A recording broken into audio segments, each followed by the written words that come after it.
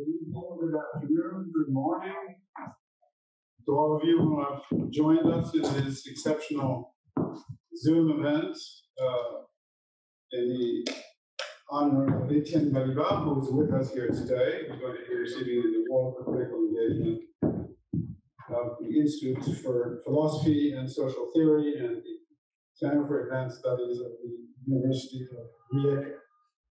I'm just going to be introducing the various speakers, the initial speakers, before Etienne Balibar will speak. Stephen Sawyer, the director of the Center for Critical Democracy Studies here at the American University of Paris, will speak after me. I'm a professor myself here in this university. He will be followed by Sanja Bojanic, who is professor and executive director of the Center for Advanced Studies at the University of Rijeka. Then the award will be presented by Gazela Pudar-Brashko, who is the director of the Institute of Philosophy and Social Studies of Belgrade, that we're very happy to host here today, who will then be followed by Etienne Balibar himself. Following Etienne Balibar's remarks, there will be some brief remarks by Peter Bojanic, who I'm also very pleased to have with us here today, who is both from the Institute of Advanced Studies at the University of Rijeka and the Institute of Philosophy and Social Theory at Belgrade. The moderator for this event will be Zona Zaric, who is at the École Normale Supérieure here in Paris, and a member of the Institute of Philosophy and Social Theory of the University of Belgrade, as well as an alumna of the American University of Paris. So it fits all of these relevant things. And so I wish you an excellent conference with Etienne Balibar. Stephen, you now have the floor. Thank you all for being here.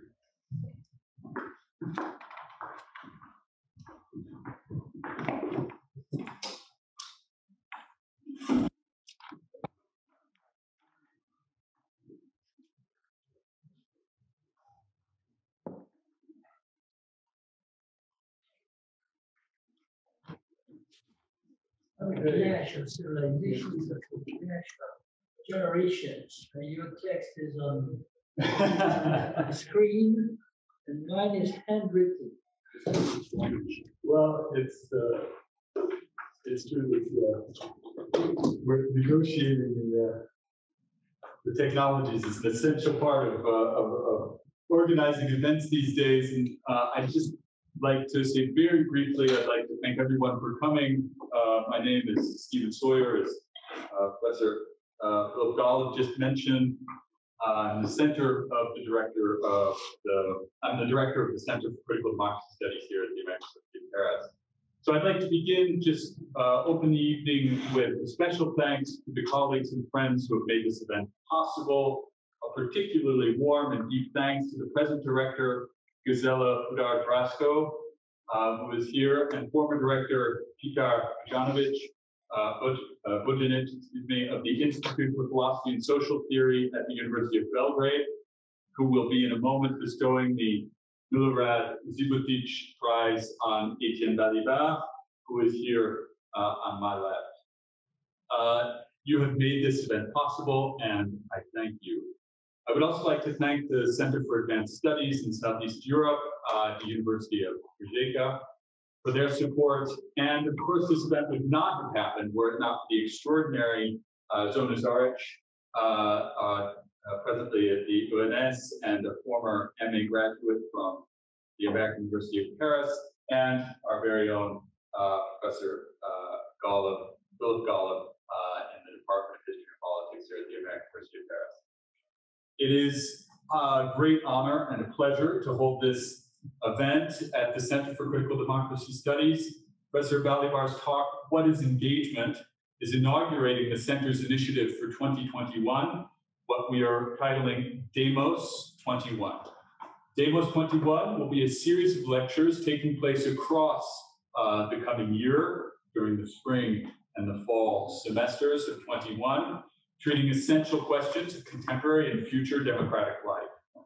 The list is indeed long of the processes that are profoundly reshaping the collective foundations of our contemporary democracies. This convocation, including lectures on race and law, contemporary European democratic theory, the digital demos, and the possibilities of a democratic diplomacy, among others, will investigate how we build political and social solidarity within, beyond, and below the scale of the nation state to confront these essential challenges. What shape will the public's vital to dynamic democratic life take in the decades to come? In short, the question, what demos for the 21st century?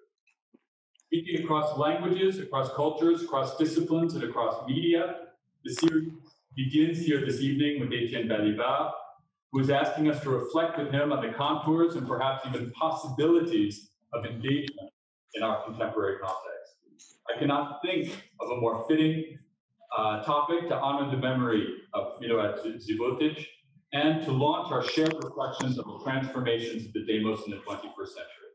Thank you, Etienne Balibar, for accepting this invitation and for sharing your thoughts with us this afternoon. With that, I'd like to pass the floor to my colleagues from the Institute for Philosophy and Social Theory at the University of Belgrade.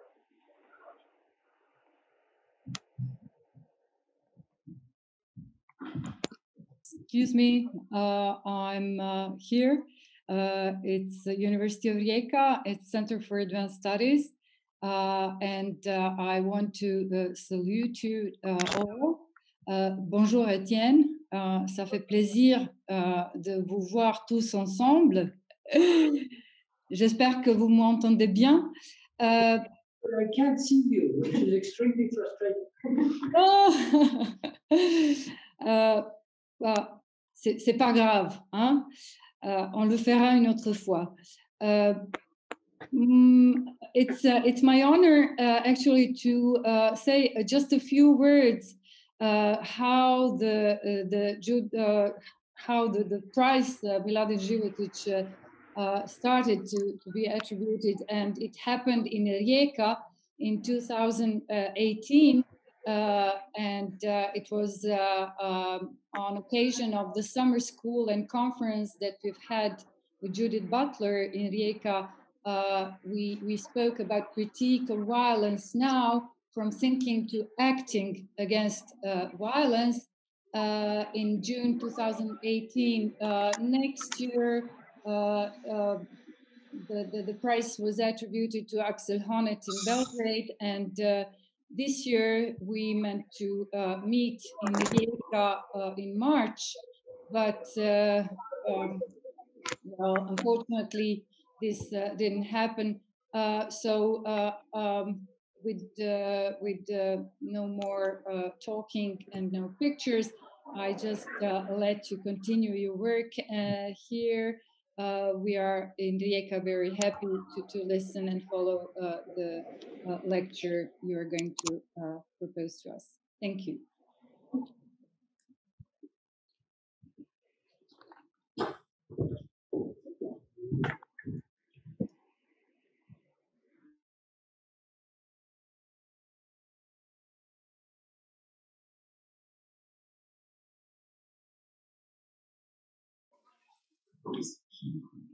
Host muted everyone, so this is a good start for this. Well, thank you very much for having us here today. I'm really pleased to be able to travel in spite of the circumstances to be here today. I'm speaking now on behalf of the whole team of the Institute for Philosophy and Social Theory. It's a great honor to be today. It's a great honor to have this award given to Etienne Balibar. I think I need to say just a few words about Miladin Životić, as I think the way how Sanja started Rijeka, with Sanja actually how the award started Rijeka, and the topic we started and the topic that we have today with us tells very much about Miladin Životić, about his engagement, about the person whom we chose give the name to our award, among many other founders which we have at our institute. And the institute is a specific institution in our environment in former Yugoslavia, as institute given one president of Yugoslavia, given one prime minister who was unfortunately assassinated, it gave one president of parliament. All them were somehow connected to praksi school, but we have chosen to give to this award the name Miladin Životić, because he was a symbol of everything which we actually see in these speeches which are given connected to award, from the violence or struggle against violence to the engagement that we have today. Miladin Životić stays with us as a person who embodied engagement in very own intellectual way, and as a person who gave a personal example how to fight against violence and how to fight against war. And that's the reason why we chosen him, and that's the reason why we decided that Institute established an award which is named by his name. I think that having in mind everything what we survived in the previous, let's say, 2 years with struggling for academic freedom in Serbia, being able to succeed at least at this point with the support of our friends, with the support of Etienne Balibar, to whom I sincere thanks once more, with the support of Filozofiju, who really, together with Joanna, invested a lot of efforts in helping us to raise, to collect more people from the international community, and whose name really helped us to survive and to continue our work further. And I hope that this just went, which is showing that our work is worth of that support. So thank you very much. And with this, I have this small piece of award, which is produced by a colleague from Rijeka, actually, and which I give to Etienne. And I can't even give you a hug. Yes, unfortunately, that's true. It's completely un-French, I would say, but we are honored that you can have it. Thank you so much. And does the camera? This is quite beautiful.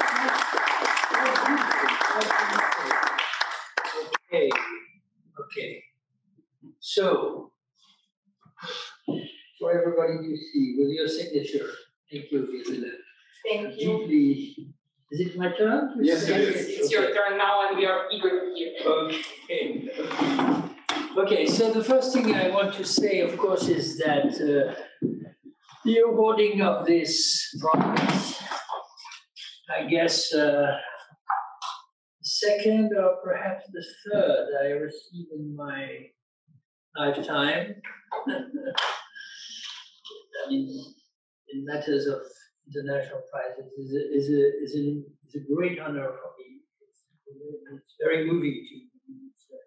It's a great honor, of course, because of what you recall, the name of the public and intellectual figure after whom it is created, or in whose memory it is created. And the names of my colleagues, the other philosophers who received it before me, and I find, of course, myself elevated to be in their company. So I thank you very deeply and very gratefully, Gisela, Petar, all your colleagues in Belgrade and Rijeka as well. And now, if you allow me, of course, I will try and say something on the theme that has been proposed to our consideration, I would say, for today's lecture and discussion. Now, what I see in front of me, a part of a few friends in this room, is an electronic eye or light, which is friendly to some extent, but also, of course, a little strange. And if you allow me, I will address the invisible audience, thanking all those who, from what I've said, are now before their screens, or I don't know if they remain until the end, but at least they are here for the beginning of the session. I try to imagine them because, of course, as an old professor in the Western tradition, more accustomed to speaking before real audiences than before invisible ones. Well, in the last period, of course, I have begun to accustom myself to teaching online. But when you teach online, you see yourself on the little screen and you see at least part of the audience. I mean, like little faces, like little Leibnizian monads in small boxes on your screen. Whereas here, I mean, it's really, it's really totally blind in sense, and therefore I have to make an effort of imagination. I do that with great pleasure, and I thank you all enormously for it. I think they're nice, and I think everyone is over. Okay, so engagement, or in fact, as I will explain in a few minutes, engagement, because there's a problem of translation or transposition, I would say here. And I'm not coming with full text, I'm coming with notes from which I will try to elaborate or improvise to some extent, which is partly due to the fact that in this moment many things are disturbed, and especially the calendar and the schedule, which allows you to prepare for a talk like this one. But also thinking more about it while I was precisely putting these notes on paper, because as every professor of philosophy who's been teaching for years and years, of course, I had many occasions to address this notion or this issue, and to even teach classes about it. But when I found myself a few days ago, before the task of talking today, I realized that I should start again from scratch, in a sense. And that, and this was due in part, as I will recall in a bit, to the fact that I was also asked to give this talk in English, which is not a possible task for me because I've been teaching classes in English for quite a bit of time now, but brutally, in a sense, dislocated or unsettled, I would say, my habits, and made me realize that, in a sense, the correspondence between engagement and engagement in French might cover some interesting riddles. And therefore, of course, I started ruminating about these riddles, and I soon got to the conclusion that I could offer only very preliminary remarks. Now, there are even some preliminaries to the preliminaries. And in fact, two of them. So the first, very quickly, is that unfortunately that there are a few people here. I can see you. The first is that to speak about engagement, allow me to shift to the French name inserted into the English discourse, especially for an intellectual, but perhaps not only for an intellectual, or rather, and I will try to come to that in a minute. One of the questions hiding behind these formulas is a question about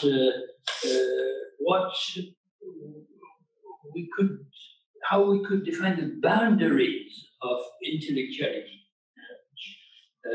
Perhaps, in fact, ought to be considered from today's perspective as a completely open and an unbounded realm. And in any case, certainly it does not coincide with the status, a professor, journalist, and so on, or a profession. Of course, the German category of Beruf, which Max Weber famously used in his own considerations on the subject that we're going to deal today, is more relevant from this point of view, because, as we know, when we want to translate the Beruf into either French or English, we are forced to combine references to the idea of a status, precisely, or profession. There are intellectual or scientific professions in our academic institutions and otherwise, and also, of course, something sometimes translated as a calling or a vocation in French, which takes us closer to the idea of engagement. But what I want to say, sorry for using around a little bit word, is that to speak about engagement is inevitably to speak, and therefore also to reflect, to meditate almost, to ruminate perhaps about oneself and one's self, one's history, one's life, one's actions, one's achievements perhaps, but above all, and I'll return to that, one's errors, one's failures, one's mistakes. Therefore, of course, engagement is or will have been, at the hour of assessing the final balancing account, something that can be referred to only in the first person. Now, I immediately need to qualify this or to be clearer about what the first person means, the subject in the first person, if you like. If we follow the grammatical guiding threads here, we may think, of course, of very famous theorists of enunciation in different persons, such as Vervelis.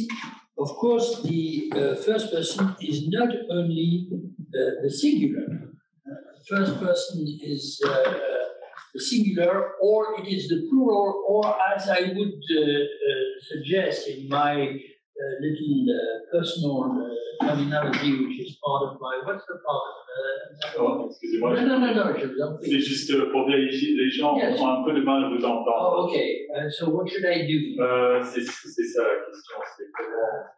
I'm not very happy with the idea of standing behind. Non, il faut pas. Il faut que vous soyez confortable. Donc, vous restez comme ça, parlez un peu dans le micro.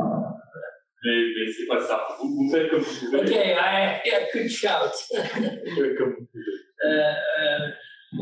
I continue. Oui. Thank you, Steve, for your help. So, in my terminology, I would say the first person could be trans-individual and not purely individualistic.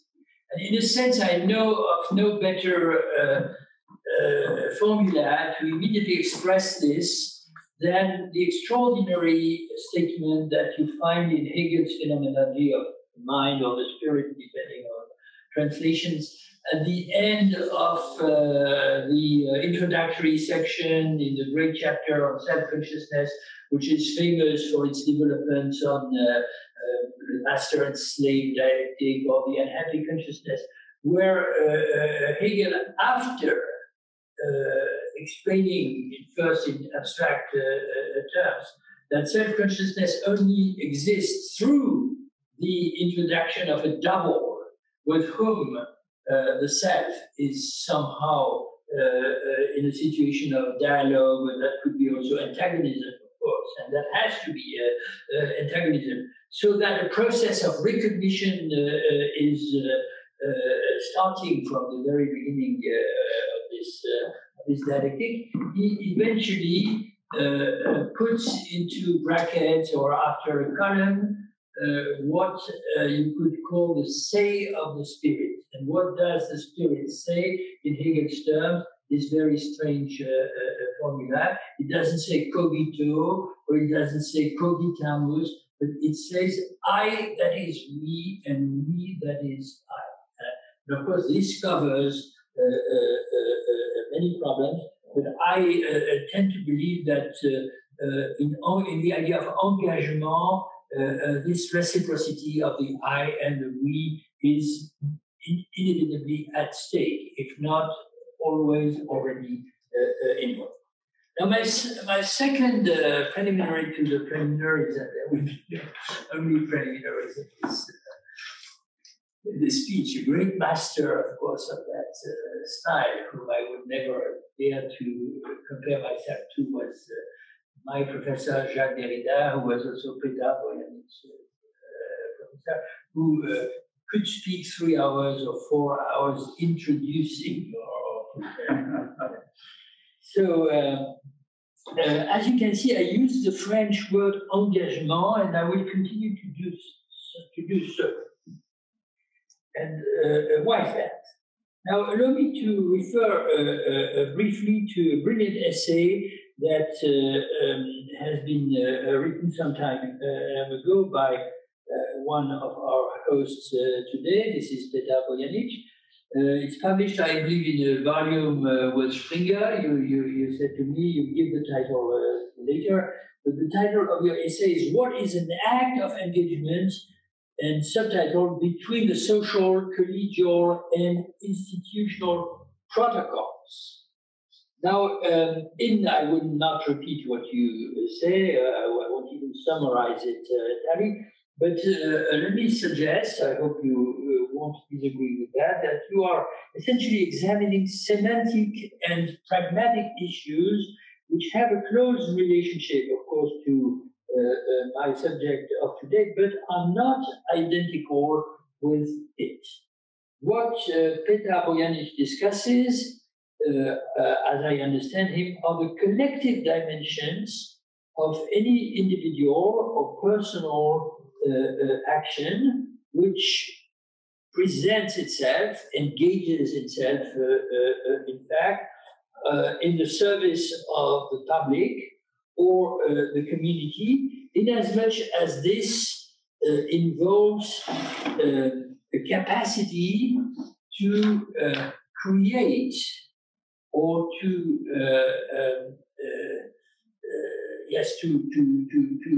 to realize in practice and anticipate the institutional dimension.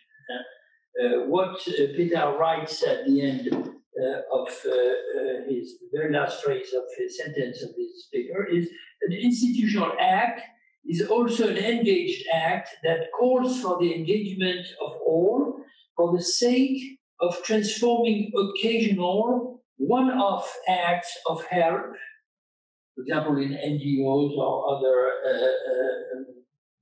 institutions and organizations, into consistent institutional actions, that is, institutional agency. And therefore, of course, the emphasis is strongly put on the institutional dimension, which will not be directly my case, but in a very interesting modality, which is the modality of anticipation. So what is emphasized here is the aspect of anticipation of such acts which open possibilities, and the important idea is to show that this quality of anticipation towards the institution is best understood, in fact, in English through the combination of the two categories, engagement and commitment, the temporal and the subjective, I would say. And this is important for me, but it is not my main topic, which is more the partisan activity of its partisanship, the partisan activity of intellectuals who, qua intellectuals, decide to defend, to illustrate, to support a political, or more generally a social, perhaps we should say, and also, of course, a moral cause, and therefore find it necessary to join a movement. And I take the term movement or the category movement in the broadest possible sense. But of course, I have several historical references in mind. I can think of the distinction between campaigns and movements, which was proposed by Richard Rorty. But I can think also of the fact that when Marx and Engels, who, as you easily imagine, are among my privileged references and have been so throughout my life, when they define what they call a party in the celebrated 1847 manifesto of the Communist Party, in fact, describe not the institution that we today call a political party, including a communist party, whether in France or in China, but precisely a movement. And what I'm interested in is, and here I will immediately introduce another formula that has been associated historically with the vicissitudes, I would say, of Jean-Paul Sartre's engagement, even if they are not members, and in fact, how can you be a member of a movement, but a compagnon de route or fellow travelers of that. So the emblematic figure, as you understand, at least at the beginning of my presentation, is precisely Jean-Paul Sartre. This is, I believe, totally inevitable. It will be my starting point. Now here, I cannot not pay attention to the fact that in the very same paper I was referring to, Petar Bojanic has a footnote where Sartre also teaches, and I will read your footnote, Petar. Although commitment, in brackets, is now often not translated at all into European languages, Howard S. Becker's text of Margaret Gilbert's Commitment are translated as engagement, is that French? Engagement. While in the opposite direction, Sartre's or Adorno's engagement is translated into American English as commitment. See Becker, Gilbert, Ballard. Joint commitment is translated into French as engagement conjoint, Gilbert, and not as, for example, co-engagement, which would be co-engagement, which would be much more straightforward, but not very idiomatic, if you allow me.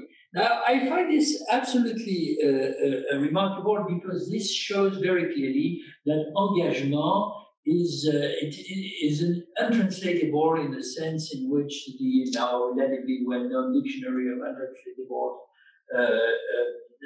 directed and entirely edited and realized under the direction of Barbara Cassin and translated into English and other languages, has tried to characterize this type of work, traveling among languages, but never, as she explained, ceasing to be translated because no translation is ever completely adequate.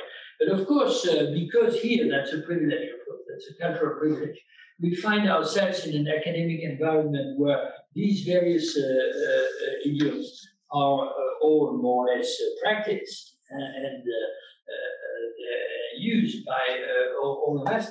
We can make use of this little trick, bringing the foreign word or alien word into the language that we are speaking, without, of course, forbidding, I would say, the attempt at finding partial or complex equivalent. Now, the fact that Peter refers here not only to Sartre, so we are reminded of the fact that in standard translations, l'engagement selon Jean-Paul Sartre, one of the absolutely well-known and common topics of contemporary philosophy, is translated as Sartre's notion of commitment or Sartre's personal commitment. But there are increasingly, I found that on the internet, there are increasing places in dissertations and articles, etc., where they return of the French word. But there's an additional twist to this issue arising from the fact that you refer to Adorno's essay.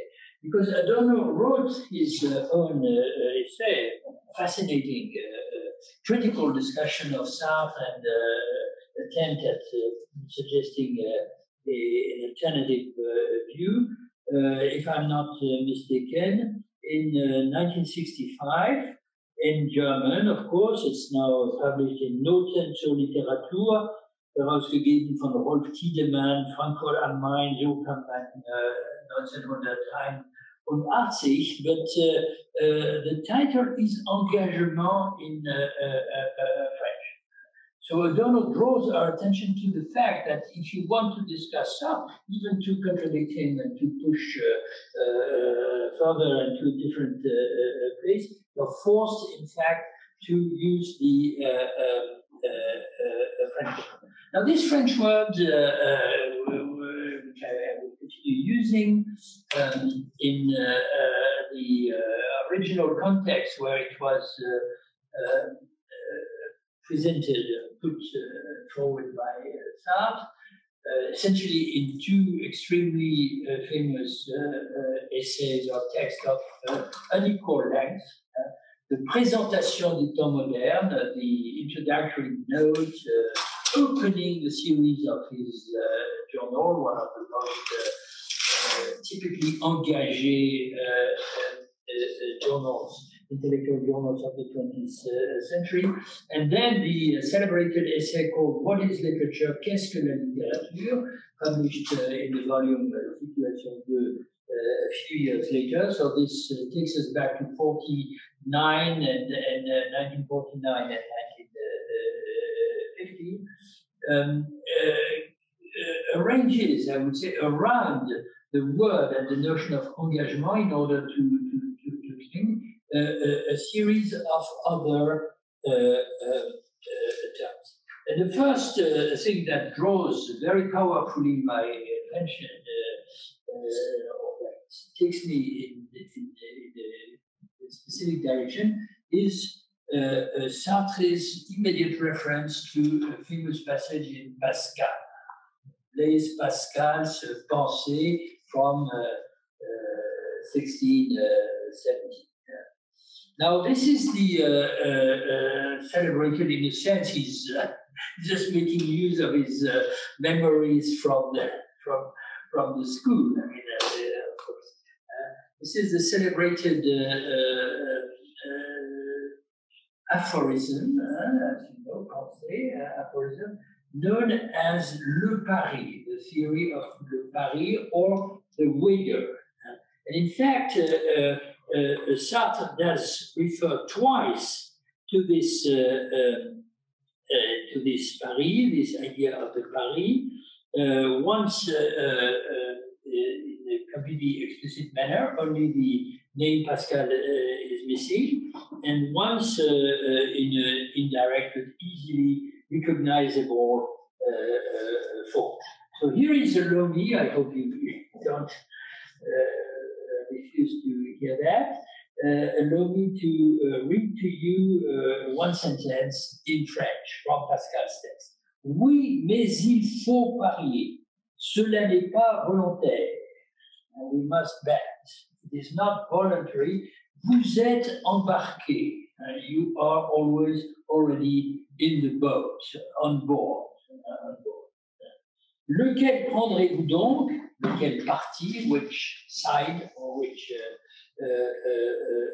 choice? Voyons, let us see Puisqu'il faut choisir, voyons ce qui nous intéresse le moins, etc., etc.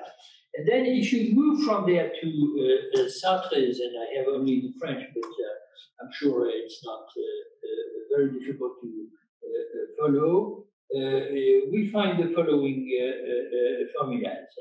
It follows the description of the way in which the individual is determined, or as Sartre says, and that, of course, as an old Althusserien strikes me very strongly, over-determined by the very conditions of the situation, social, educational, etc., cultural, in which he has been formed.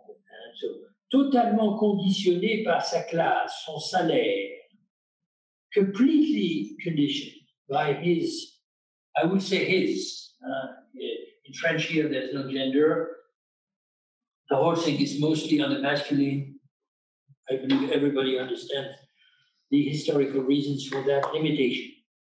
So totally conditioned by his class, his salary, the nature of his job, conditioned even in his intimate sentiments, jusque dans ses feelings, jusque dans ses sentiments, jusqu'à ses pensées, even in his thoughts, c'est pourtant lui qui décide du sens de sa condition. Nevertheless, he or she will decide the meaning, what that condition means, et celle de ses camarades.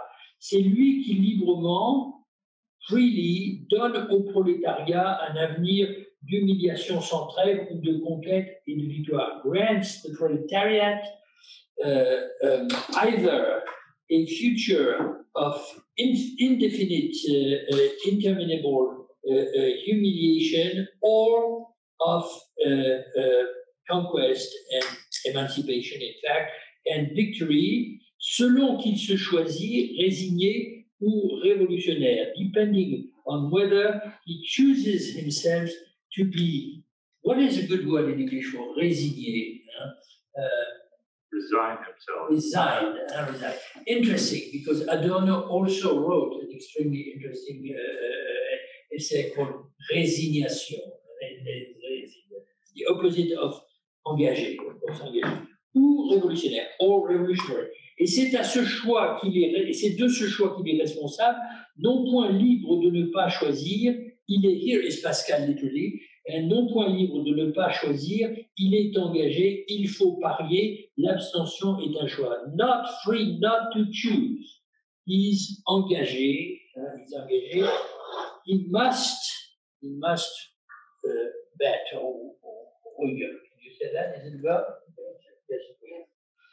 Abstention itself is a choice. Sorry if I was a little long. Now, what's the difference between Sartre and Pascal? I believe it's not the paradoxical or antinomic articulation that we are presented here with of the situation on one side, totally conditioned, and freedom on the other side, or if you prefer, being embarqué and closed on board and choosing, or between the situation and the decision. But it is, I believe this will be my first thesis or interpretation, it is in the way in which the two writers, the two others, the great theologian and mystic, if you like, was also political, of course, writer, and the existentialist at this moment presenting himself as a fellow traveler of the communist revolutionary movement, the different way in which they articulate the choice and its consequences,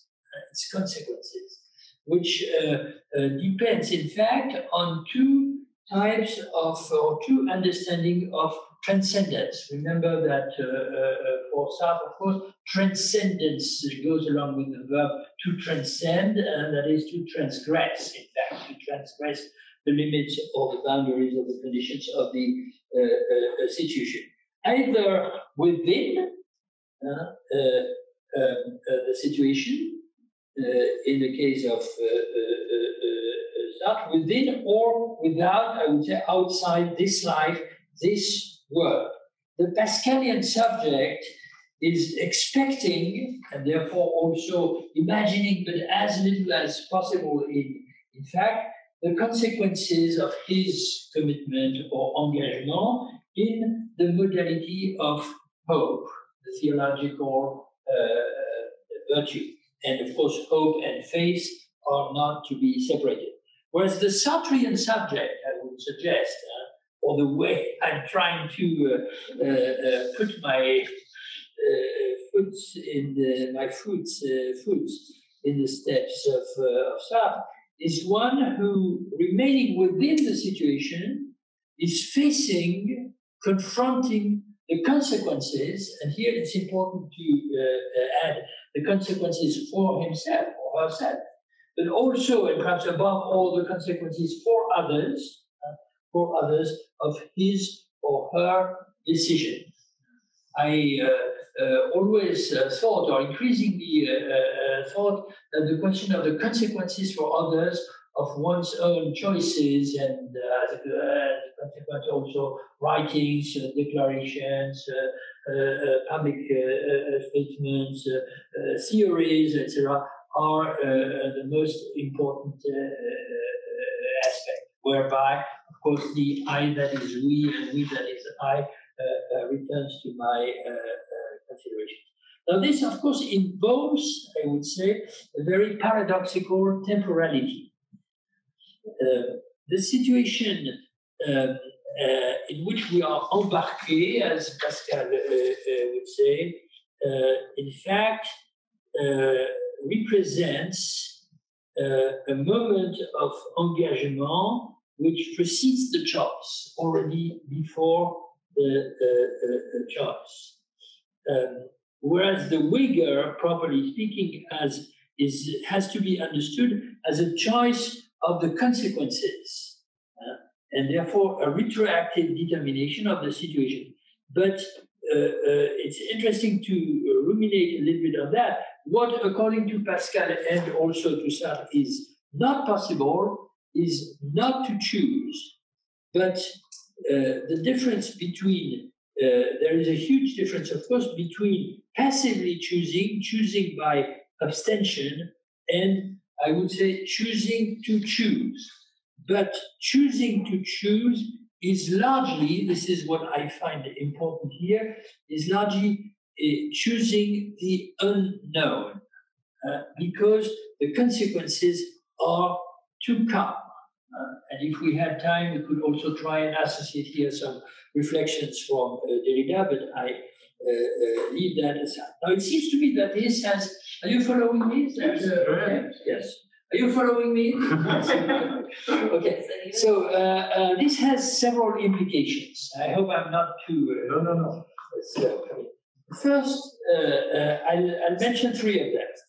First, the authentic choice, and of course, that's a risky implication. The authentic choice is the choice of the extreme position. It's a choice of the extreme, it's the radical choice. That is, it's not the choice withdrawing from itself, imagining, particularly in the form of imagining, fancying to be able to control in advance, to limit, so to speak, beforehand, the consequences to something that is calculable or governable. And here also I'm using some Derridian references.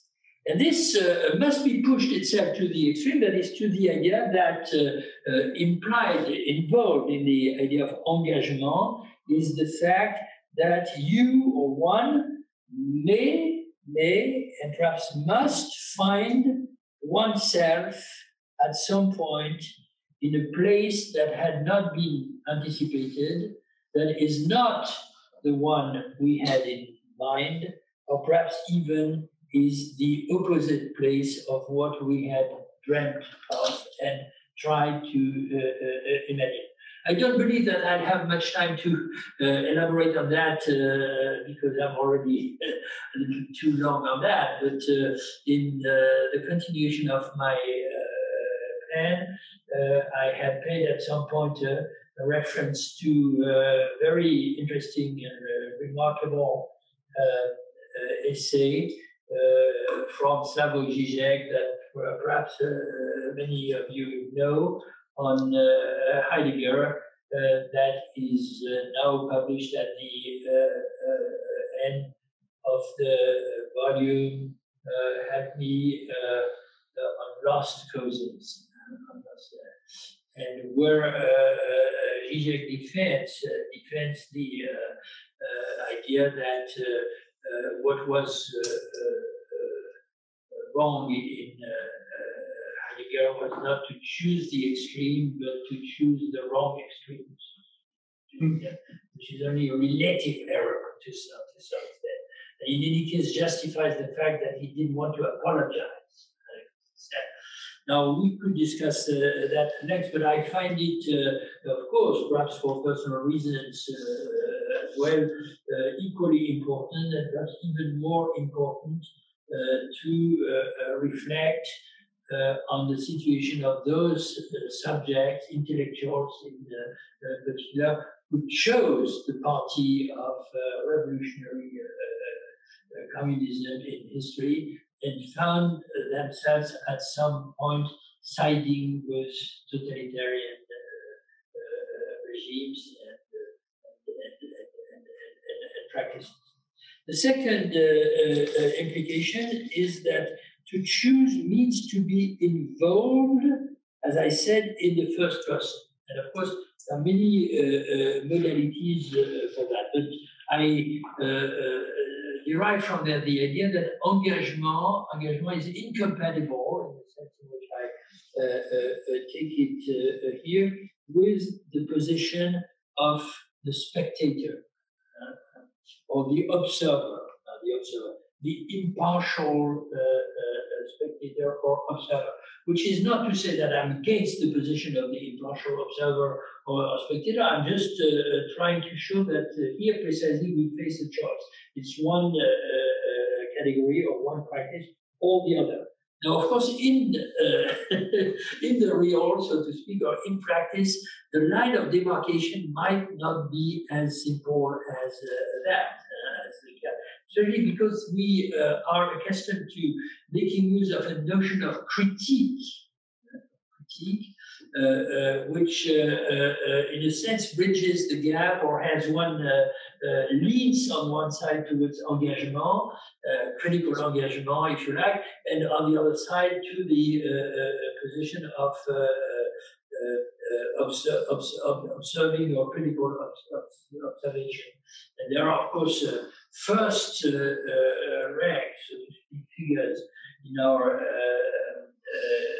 recent intellectual and political history, whom I would not hesitate, despite some formulas they had to inscribe or list in the continuation of the Southern engagement.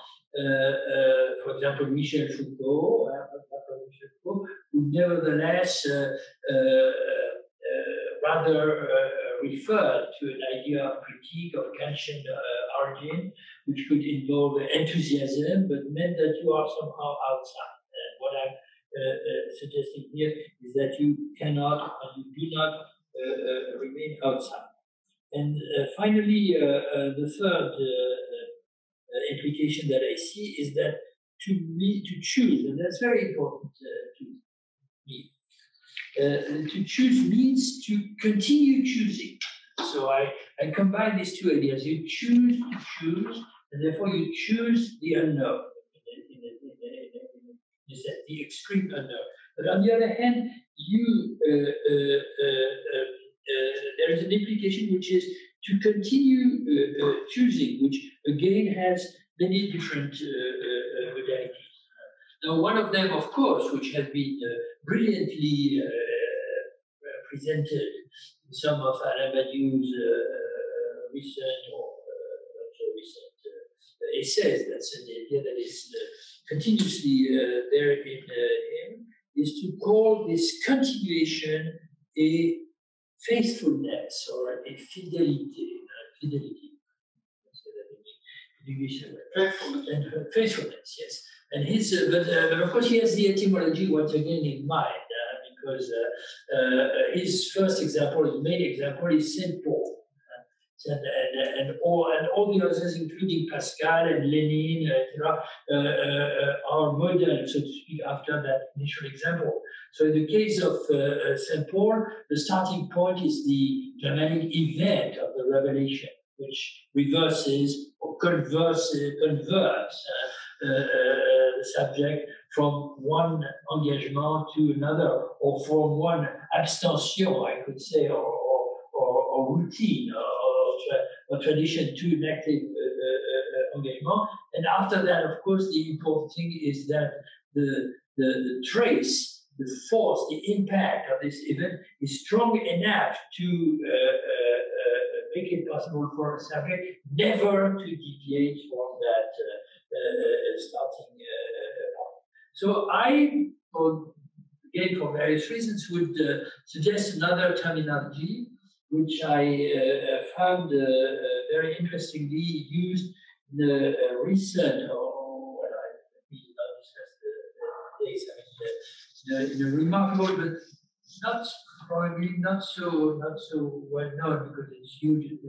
Collective, another collective book written by Oskar Nikt and Alexander Kluge, where the German term is Eigensinn, but this has been translated into English as obstinacy.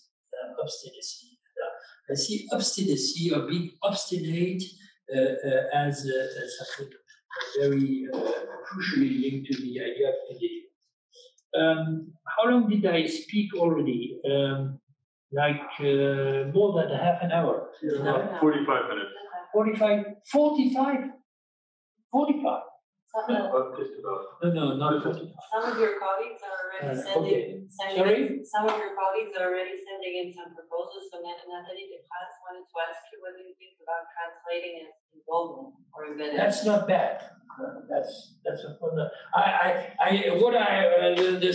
The third. Yes, to choose means to be involved in the first person. And I would. And there's interesting passages in Sartre where Sartre speaks of literature as something physical in the end, and so which leads, of course, to great phenomenological question and, in fact, metaphysical question, which is the question whether you can be involved or you can be engagé intellectually without, in fact, a bodily dimension. Always there. Okay, so I'm afraid I will have only barely touched that, but I hope that you give me a few more minutes, if possible, to at least sketch some aspects of the two points I had out of that. So my next point is about what I had announced as the question of the position of the intellectual in or with respect to a certain movement. And of course, I made use of several terms: partisanship, fellow traveling, conviction. There are many others that could be. Now, my intention here is to simply recall or remind us of the fact that the definition and above all the practice, I would say the experience of this adopting this position of support and illustration with respect to a political movement immediately involves antinomies, and in a sense, a phenomenology, if you like, or a critical analysis of engagement is nothing other than the unfolding and of these antinomies and the attempt at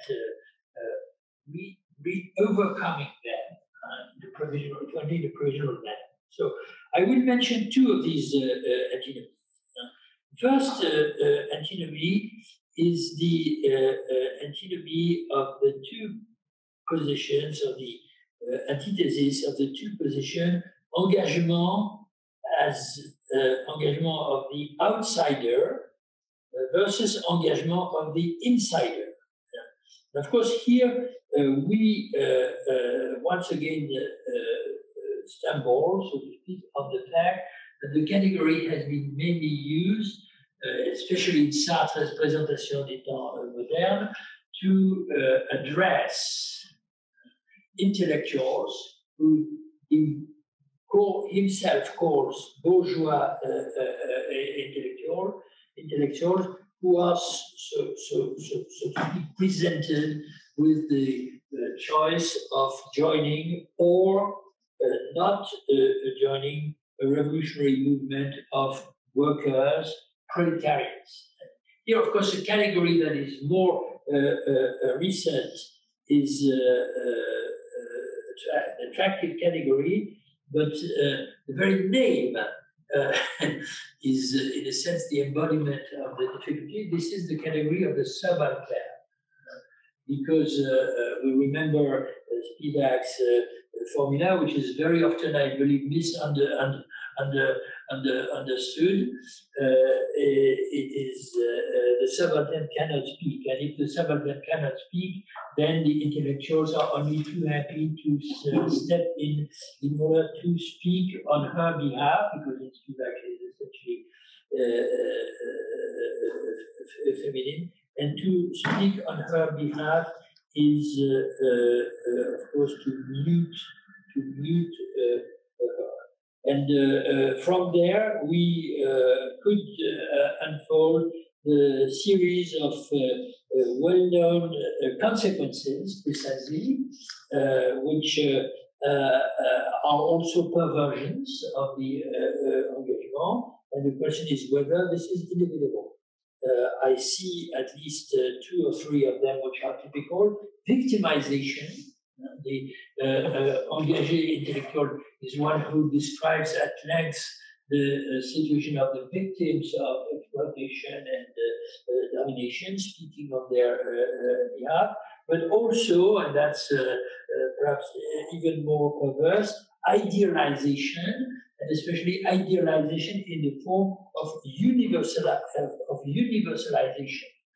And here, why not say some of the most admirable and remarkable texts written by Marx in the period of his youth are perhaps indicative of the problem. In any case, they are very typical. The proletariat is the universal class. Who says that the proletariat is the universal class?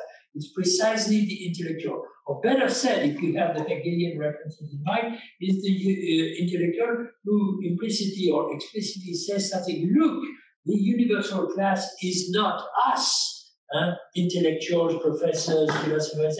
It's you or them, the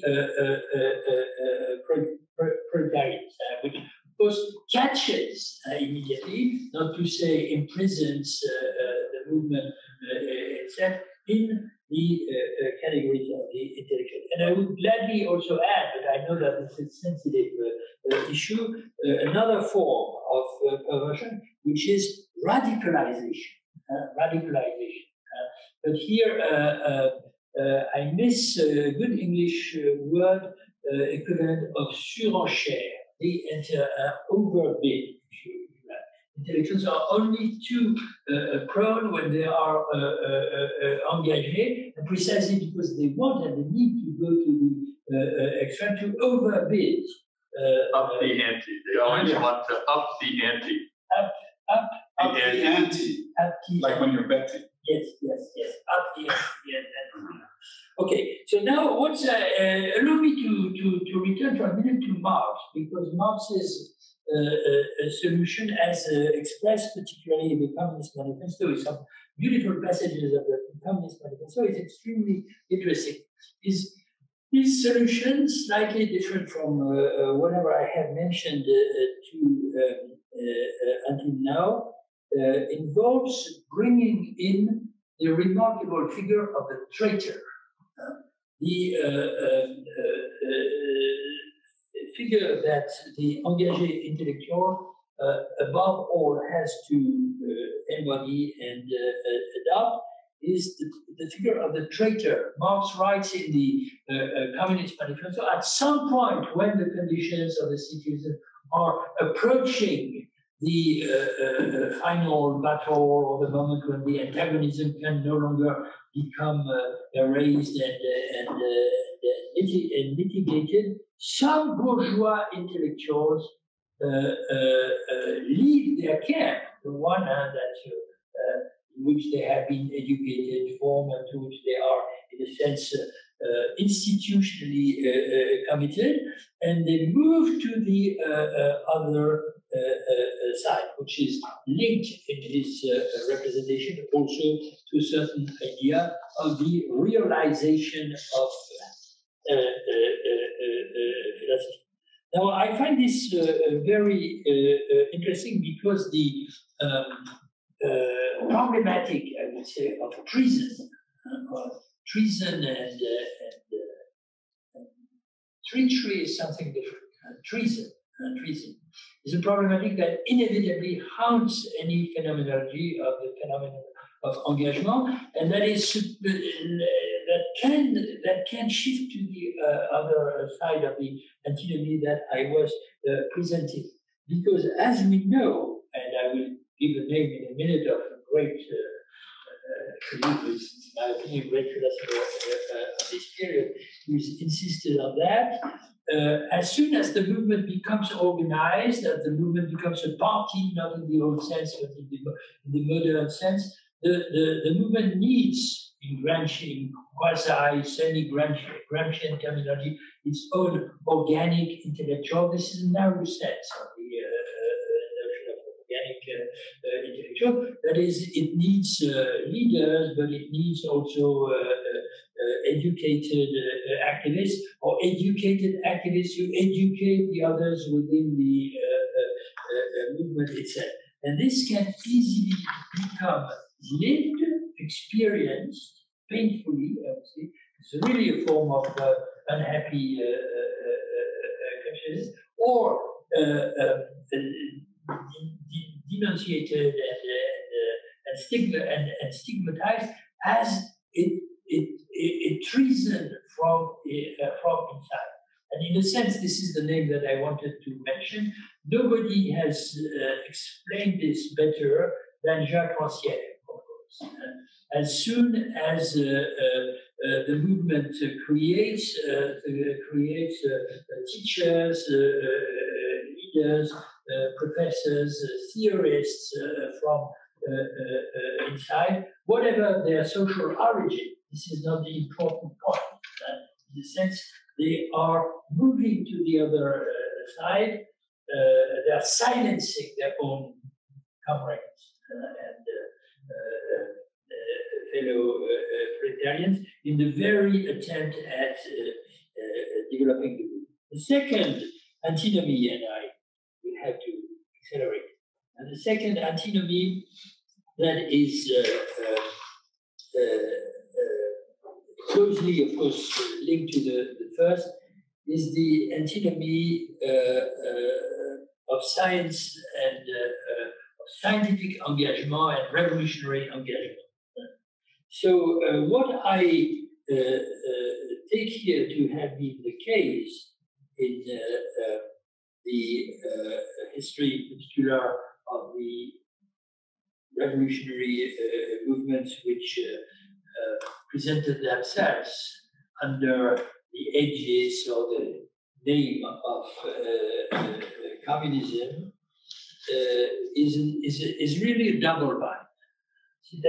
Meaning it proved both impossible to fuse science and revolution, even if attempts were made at that, so that following this idea of the realization of philosophy, philosophy, the two attitudes, the quest for knowledge or the quest for truth, and the quest for subversion, transformation, and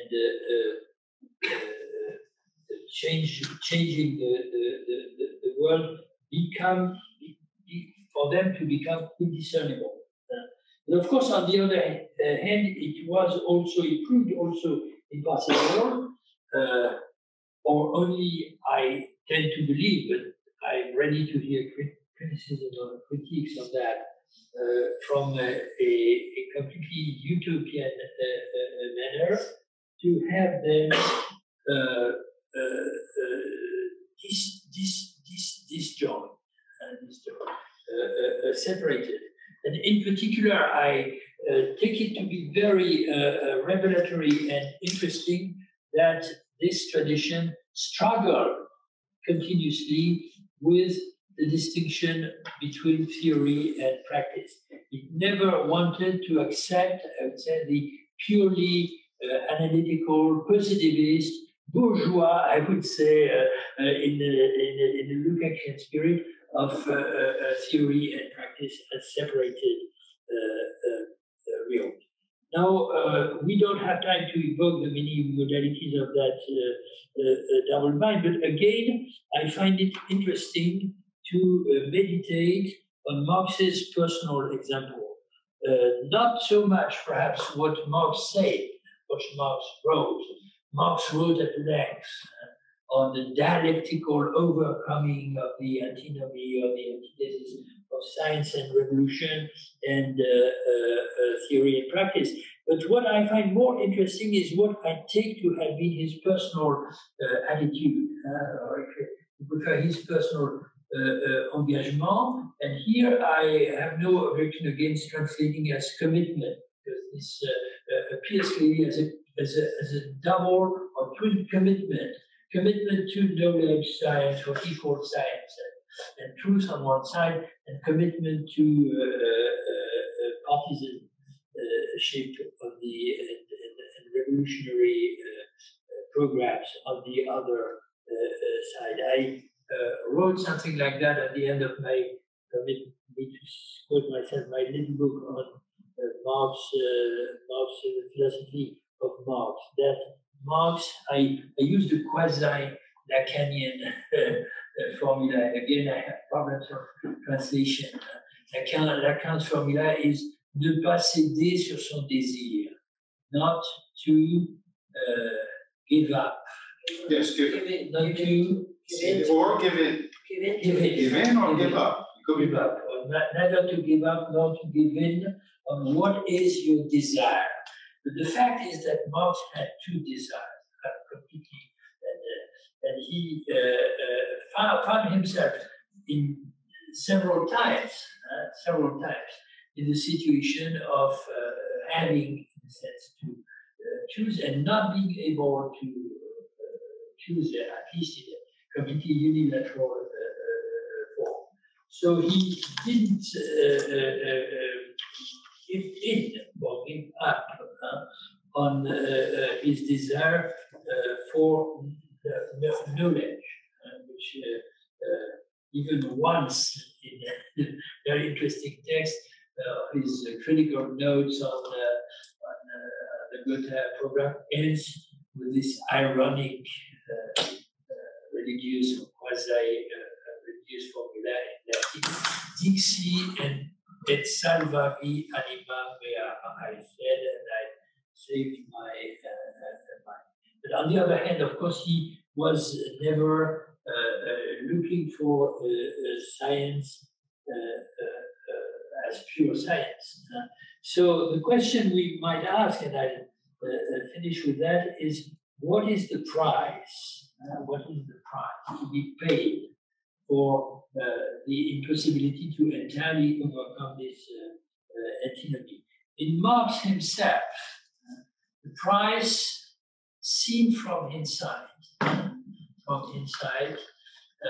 and at the theoretical level, which is the one that interests me most in this moment, is in fact the aporia of the political. The political ought to be in principle, the place or the point of convergence where the desire of knowledge and the desire of revolution dovetail or merge. But as we know, or at least I submit that, or several of us know, Marx doesn't have a concept of the political. His concept of the political is oscillating permanently between statism, the use of the state to transform the existing relations of production, and anarchism. He even writes, I am the true anarchist. That is, of course, the self-organization of what is now very often called the commons or the assembly. And I find it very interesting, of course, that those Marxists who did, in fact, perhaps not for in an absolutely undeniable and final manner, move beyond this Marxian incapacity or impossibility to define the political, were also, of course, those who tried to elaborate the notion of the intrinsic politicality of the intellectual activity as such. And I have two names in mind, and finish with that very provisionally. One, of course, is Gramsci. And here I must rectify what I said of the notion of the organic intellectual, because the most interesting formula, meaning of the organic intellectual in Gramsci is not simply the activist, the leader, the organizer within an institution. The organic intellectual is organic not to a party or an institution, but is organic to a class. Here, of course, the most interesting aspect, as many of us know, is that Gramsci also moves beyond the category of consciousness or class consciousness that had been prevalent in the whole socialist and communist tradition. The intellectual is not the one who embodies consciousness or brings consciousness or helps bringing in consciousness into the movement, is the one who produces changes within the dominant culture. And therefore, of course, makes it possible or contributes to the capacity of subalterns, as he calls them himself, of course, to create or elaborate an antithetic culture from within the contradictions of the dominant culture. And the second example, of course, is Althusser. My master, Althusser, I can never leave him. I don't know why. And so what's interesting in Althusser, I believe it's something which is not totally separated from this well-known theory of ideological state apparatuses, but it's not totally coherent with that. I believe that Althusser stumbled on something which was a perfect example of the antinomic character, the idea of engagement in that sense, when he at some point explained that the Communist Party is a party that exists outside the realm of the state, and therefore the realms of the institutional forms of politics in today's world. Which is a completely idealistic and utopian formula, even if it's beautiful. That was his dream. But in other formulas of the same period, and we will be back to Pascal, Althusser proposed the idea that psychoanalysis and historical materialism, but why not to say simply history? Or history in as much as it is never separated from politics, and the combination of the intertwining of both is a very typical illustration of the problem that engagement leads us to. So he invented the idea, he proposed the idea that these disciplines are, he uses again the category science, are schismatic sciences. In fact, he says scissionist, science scissionist. But the German translator, and the text was published, the text on Freud and Marx was published in German before being published in French. And it was shown, of course, to Althusser, and the extraordinary idea of proposing schismatic science. Now, this, of course, makes us think of a religious environment rather than a political or philosophical one, especially a materialist one.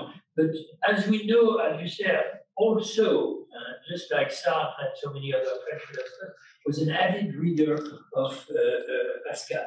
And therefore, the place we have to look for in order to explain what this can mean is are the places, writings on grace, écrits sur la grâce, where in fact Pascal explained that in matters of religion, let's translate in matters of engagement or Paris, there's never an orthodoxy that can be formulated as such. What exists are only heresies, antithetic heresies, or deviations, or errors, which of course contradict each other. Therefore, in this realm, but that is the same for communism or any other great cause that we can imagine, the only possibility and the task that is the primordial task of the intellectual, who again is not necessarily just a bourgeois intellectual, but can have very different origin, is to anticipate, to try to anticipate the rectification of what is perceived now as a truth, the right, the just line, and will inevitably at some point appear as an error, or at least, let's be a little more cautious, marked, including errors. This has to be linked to the fact, again, that there is no engagement without involvement, as he suggests to say. Because it's only if you are inside the movement that you can exercise that critical or negative attitude. And here, of course, and I finish with that, excuse me to have so confused and long, two formulas come to my mind. The one is the one that a moment ago I was stunned by that Philip Guller quoted to me, but with a different application. This is the Mephistophelic formula. Ich bin der Geist, der stets verneint. I am the spirit who continuously negates. So the wise practice of negation is appears to us as a fundamental aspect of engagement. The other one is a Machiavellian formula. This is not incompatible. This is a Machiavellian formula that Althusser frequently referred to, and as often in his case, when I tried to locate the formula exactly where it was supposed to be, I didn't find it immediately, but I don't say he lied. This is a formula, I looked for it in L'Art de la Guerre, the art of war. And it's the formula is the following.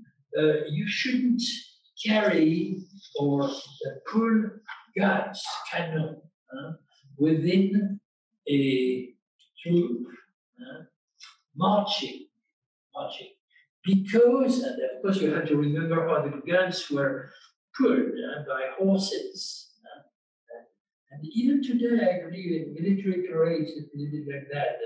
The tanks are, and of course the gun is directed not towards the front, but towards the rear. So the formula would be, or should be, you shouldn't have guns in a marching troop because the gun shoots in the opposite direction of where you go. An extraordinary allegory. And I believe that what we could cautiously bring in at this point, with the obvious enormous risks that it contains, is the idea that the position of the intellectual within the movement is to shoot in the opposite direction of where it moves. But how to support a movement while shooting against its representation of its own movement, that was never an easy task. Therefore, engagement to engagement, sorry for breaking my promise to speak French, engagement, in as much as it involves to choose the consequences of your choice, brings to this, I wouldn't say a point of impossibility, but a paradoxical point at the very least. Sorry for the horrible confusion of all that. Thank you.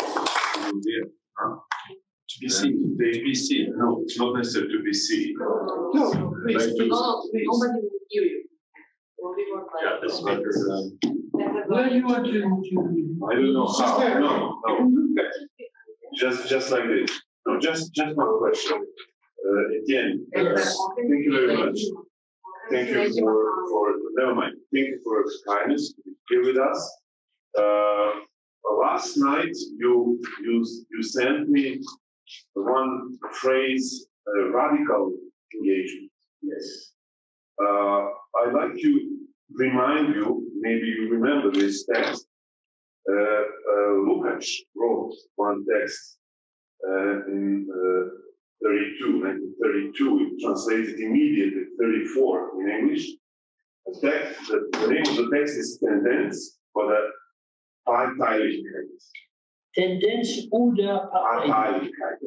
I believe that Adorno refers to that text in his own essay, which I reread, but I haven't. Because Tendenz maybe could be, as Natalie said, for involvement, yes. Tendenz could be also one kind of synonymous of engagement. In that text, Lukács, before Sartre, is trying to suggest replacing Tendenz with partisan. Because Tendenz, used by Engels, used by Lehring, used by Heine, is bourgeois for him. Would such an engagement be current or sufficiently radical or even be possible today? Yes. Repeat that. Would such an engagement? Would that? Yeah. Please, radical. Thank you so much. I don't know if the invisible audience is still following us or me in those meanders. I'm struggling with something of my own history, which haven't reached the conclusion, facing the consequences. So, let me, for a minute, return to this word, radical engagement. I used it, and I introduced it in the summary that I sent you. As you probably noticed, what I said today represents about 1/3 of what I had announced to you. That will come some further. but perhaps it's the essential. So because I was trying, once again, with my poor English, to find a good equivalent for the idea of aller aux extrêmes or choisir les extrêmes. Which of course reminds us of the essay by Slavoj Žižek I was referring to a minute ago. Now, representation of European history and perhaps world history, but seen from a European angle.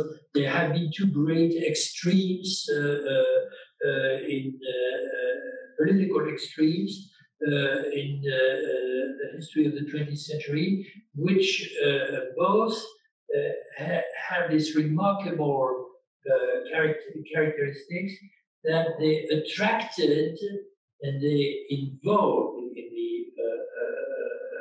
other sense intellectuals of the first magnitude, I would say, and perhaps the greatest intellectuals of this period. So, and the fact that you mentioned Lukács is, of course, especially interesting for me, because whenever we once again start the discussion about Schmidt and Heidegger and a few others, and they are the most interesting, of course, how come these great minds could become Nazis? My tendency, my reaction is to immediately bring in also the symmetric case of somebody like Lukács.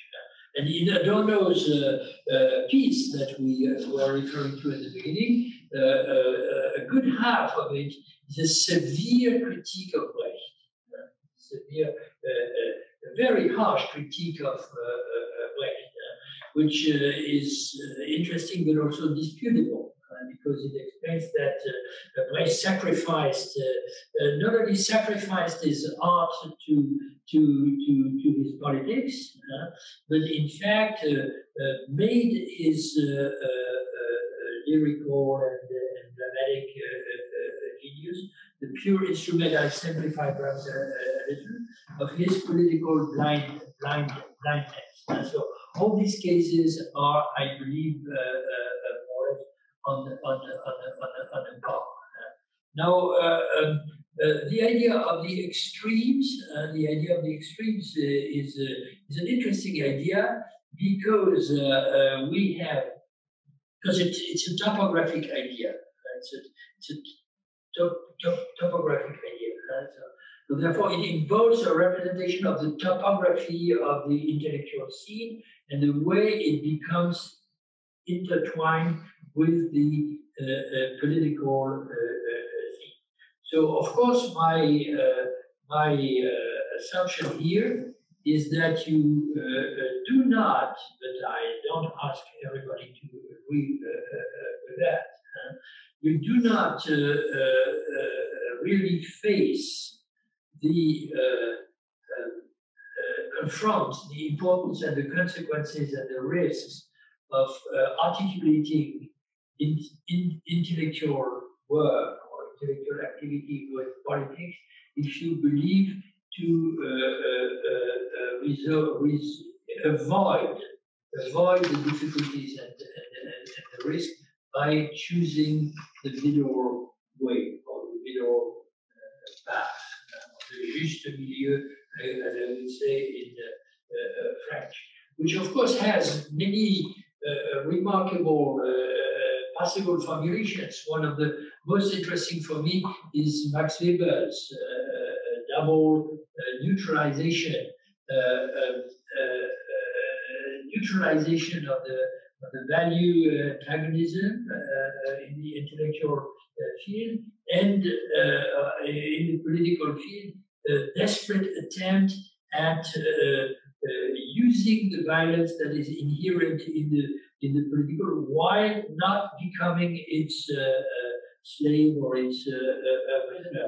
So this is a grand formulation, which in a sense, I'm tempted to say, also tries to reach a certain extremity, or involves, if you agree with that translation, a certain radicality.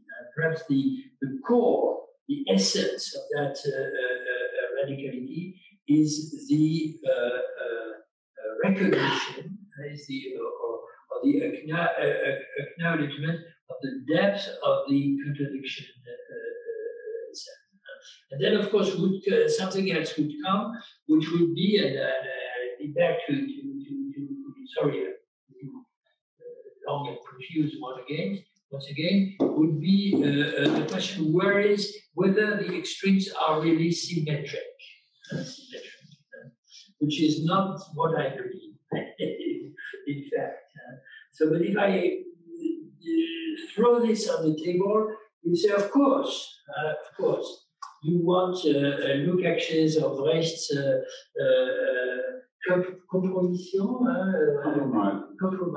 compromising with Stalinism to be in some sense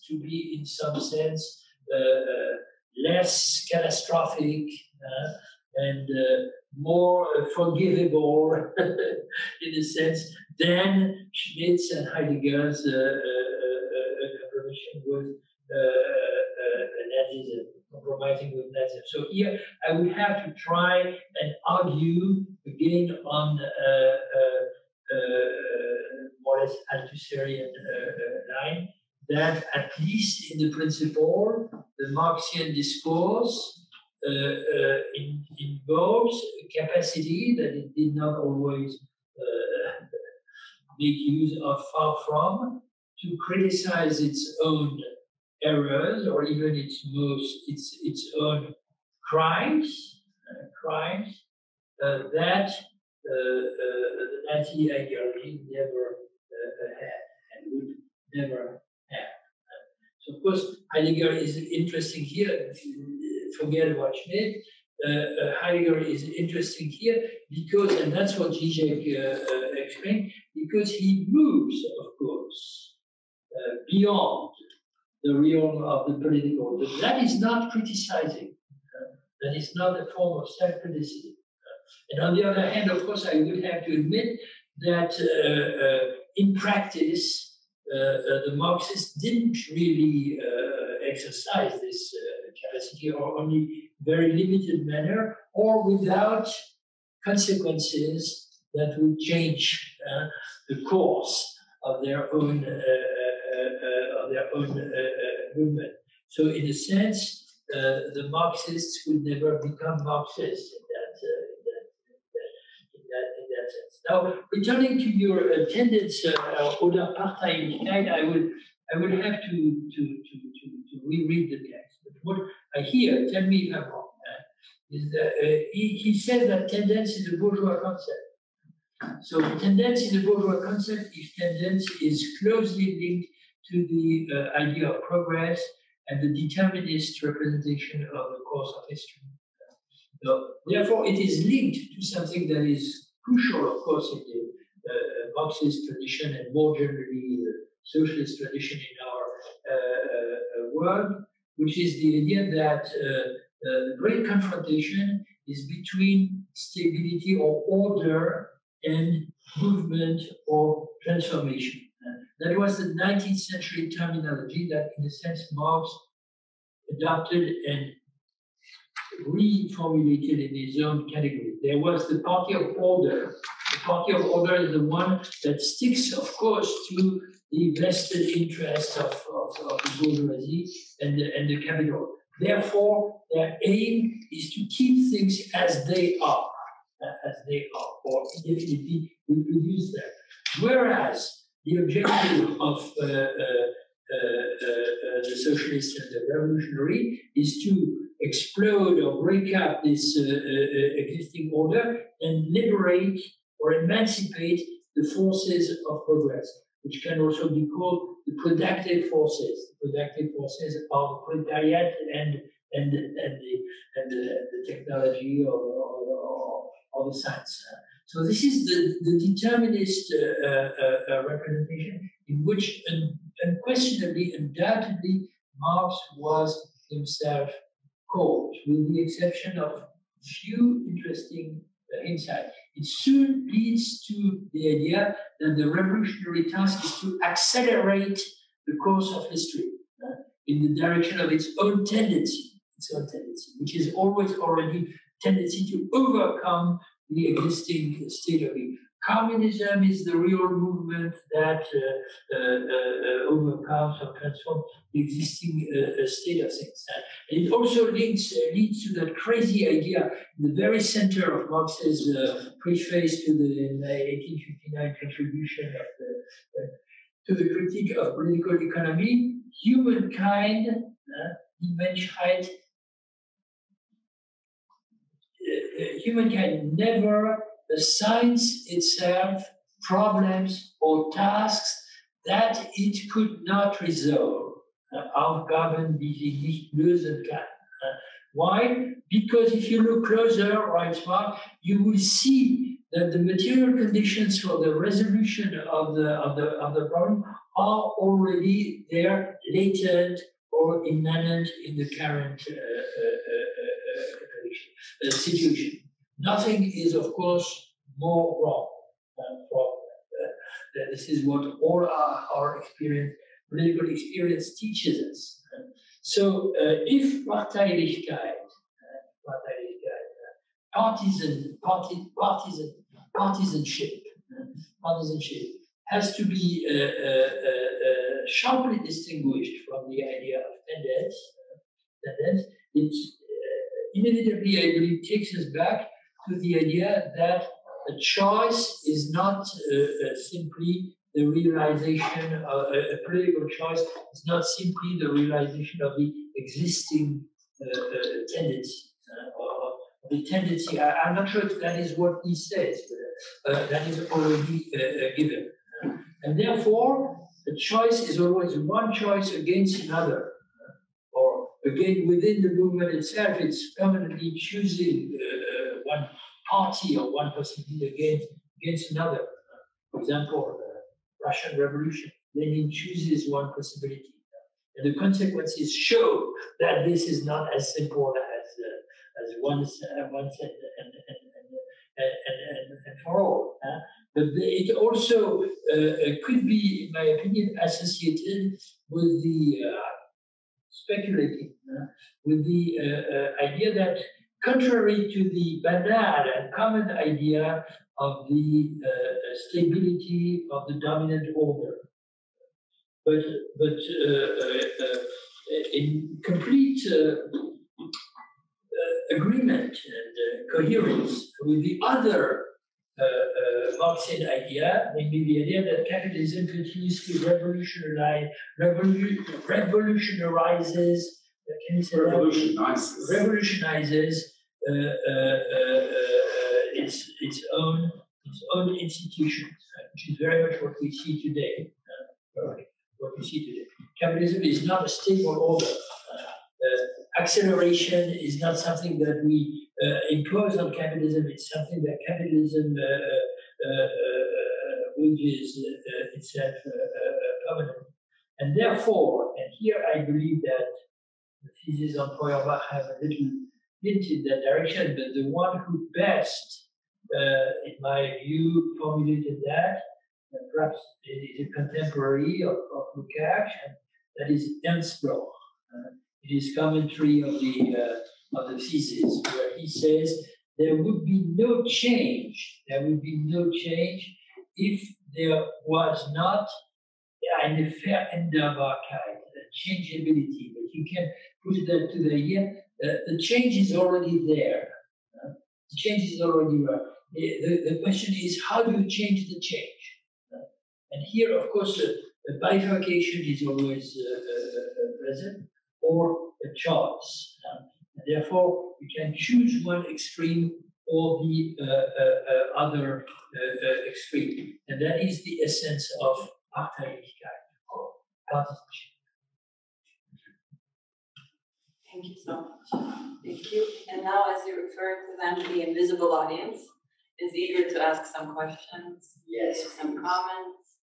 So we will start Andrea Perunovic, a research fellow. Andrea? Perunovic. He is a research fellow at the Institute for How do you Philosophy and say his Social name? Theory. Perunovic. Yes. Andrea Perunovic, yes. Bonjour, Monsieur Balibar. J'espère que vous m'entendez de cette manière un peu spectrale. Là. Très, très bien. Very loud. Okay, thank you. So we hear you. Thank you before for your lecture.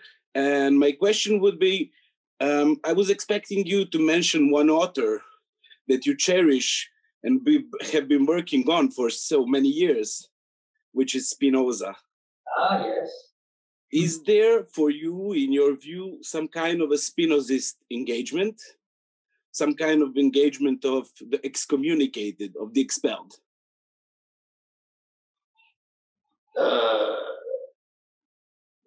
Yes. Oui. You don't catch me by surprise. Sorry. No. You don't catch me entirely by surprise, but still, with this reference to the excommunication, of course, you add a twist or a combination that I had not totally expected, and I thank you for that. Because what I would have said spontaneously, and believe it or not, I had a second thought on that will be for another time, was to associate the name of Spinoza, to not only the possibility, but the very effective, I would say, situation or case of theoretical engagement. So that is moving apparently to the other extreme, or choosing among the two desires of Marx, the case or the side of the desire for knowledge or true knowledge, suggests that the theoretical engagement is no less passionate, no less radical, in the sense that we have just mentioned, and therefore, in the end, no less risky or dangerous than the kind of engagement that we have been discussing or alluding to until now. Of course, there are interesting cases to be discussed as well, because that would also lead us to bring in the possibility of an engagement that is anti-intellectual or anti-intellectualist. What I have in mind, for example, is Simone Weil or Rogalina going to the factory, moving to the factory, and in a sense sacrificing or apparently sacrificing the intellectual dimension. But in fact, this is never entirely true, not even in these, especially not in these two cases. On the side of Spinoza, we apparently have something which could be described as absolute passion for truth, and this is why I'm not so happy. In fact, with the last fashion, I would say, in the understanding of Spinoza, which tries desperately to explain that Spinoza is not, that there is no intellectualism in Spinoza's philosophy. How can you reconcile that with the third kind of knowledge and the idea of the intellectual love of God? So there's an element of radicality and absoluteness in that case. But then, when you have said that, and I could also admit that, of course, there are also perversions on that side. So the philosopher, the Western philosopher, the Althusserian philosopher, etc., is only too fascinated by the Spinozistic ideal, which views everything or seems to try to view everything from the point of view of so-called eternity or necessity. But then, of course, you go a little more deeper into the analysis of the situation, and you realize I believe two things. Here, of course, the excommunication is a good guide. First, Spinoza is absolutely opposed to any ontological dualism. So if he is an intellectualist and a radical intellectualist, if his motto is sed intelligere, but we must understand, we must try and understand the body and everything that the body connotes, the materialities that can be associated with the body, are not to be left aside, are not to be dropped. They are to be involved, precisely, or introduced into that very intellectual life, which suggests many things, mystical, and so on. And second, you have to admit that Spinoza also had a passion for politics, but I would be tempted to say had a passion for the understanding of politics, so that is the matter to which this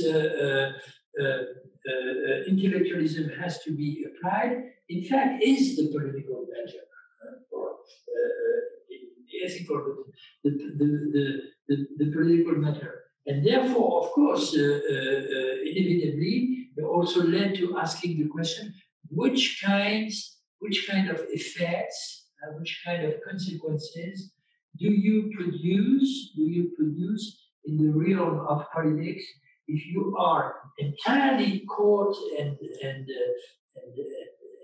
committed, committed to the idea that there is something to be understood in the political practice itself. That it is not purely empirical. That there is a sort of necessity there, if only the necessity of the political actions themselves. So in the end, of course, you arrive at something that is perhaps not so completely different from, very different from Sartre, and not so completely different from Marx, except it's the detour you have been making means that you problematically reach the political consequences at the end, and they are not given at the beginning. Thank you. Other question? Yes, the next question comes from Julien Palotta. Julien Palotta, who speaks. Bonjour Etienne. Bonjour Julien. Bonjour. Ça va? Julien is in Rio de Janeiro. Ouais, c'est l'heure du repas, j'ai pas encore mangé. Bon. Etienne, well, I'd like to. I was thinking something listening to you. Well, from the beginning of your speech, I was thinking about Althusser. Yeah, Julia, can you lower your microphone a little bit? This is terribly terribly slow. Yeah, okay, go ahead. Is it okay like that? Okay, it's okay. Okay. Yes, I was thinking about Althusser from the beginning of your speech, and I was wondering if, in a way, the Althusserian theory of ideological interpolation could be interpreted as a response to the Sartrean theory of engagement. And I'd like just to read to you an extract from Althusser that you could comment about interpolation. L'interpellation de l'individu en sujet qui fait de lui un sujet idéologique ne se réalise pas à partir d'une idéologie unique, mais de plusieurs idéologies à la fois, sous lesquelles le sujet vit et agit sa pratique. Idéologie soit très locale, tel un sujet dans sa famille et dans son travail, dans ses rapports immédiats avec ses proches ou semblables, idéologie plus large, locale au sens large, ou régionale ou nationale, en grande partie à l'origine toujours héritée du passé, la tradition. Il en résulte un jeu et un espace de multiplicité d'interpellations dans lequel le sujet est pris, mais qui, comme jeu contradictoire et espace, constitue la liberté entre guillemets, du sujet individuel, interpellé par plusieurs idéologies à la fois, qui ne sont pas de même nature ni de même niveau, et qui expliquent l'évolution libre entre guillemets, des prises de position de l'individu sujet. L'individu dispose ainsi d'un jeu de manœuvre. My suggestion was that this passage could be read as a Spinozist Freudian theory of engagement, and Sartre would be more Cartesian, a Cartesian voluntarist. What do you think about that? Thanks. But we have to make this very long story short.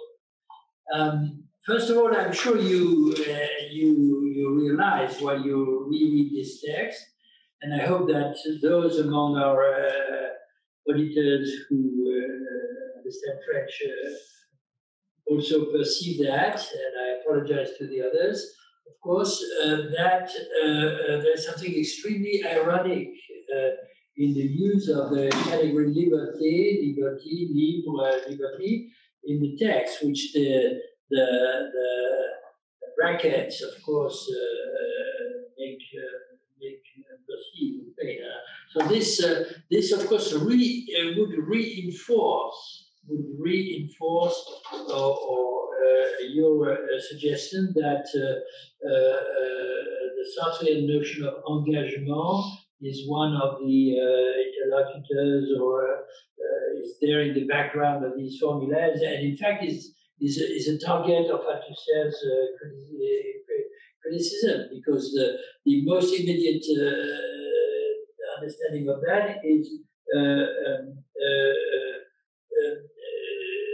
what Sartre seems to believe is that in every situation there does exist a possibility of absolute choice, which cannot be explained if not ontologically, because the human as such is free.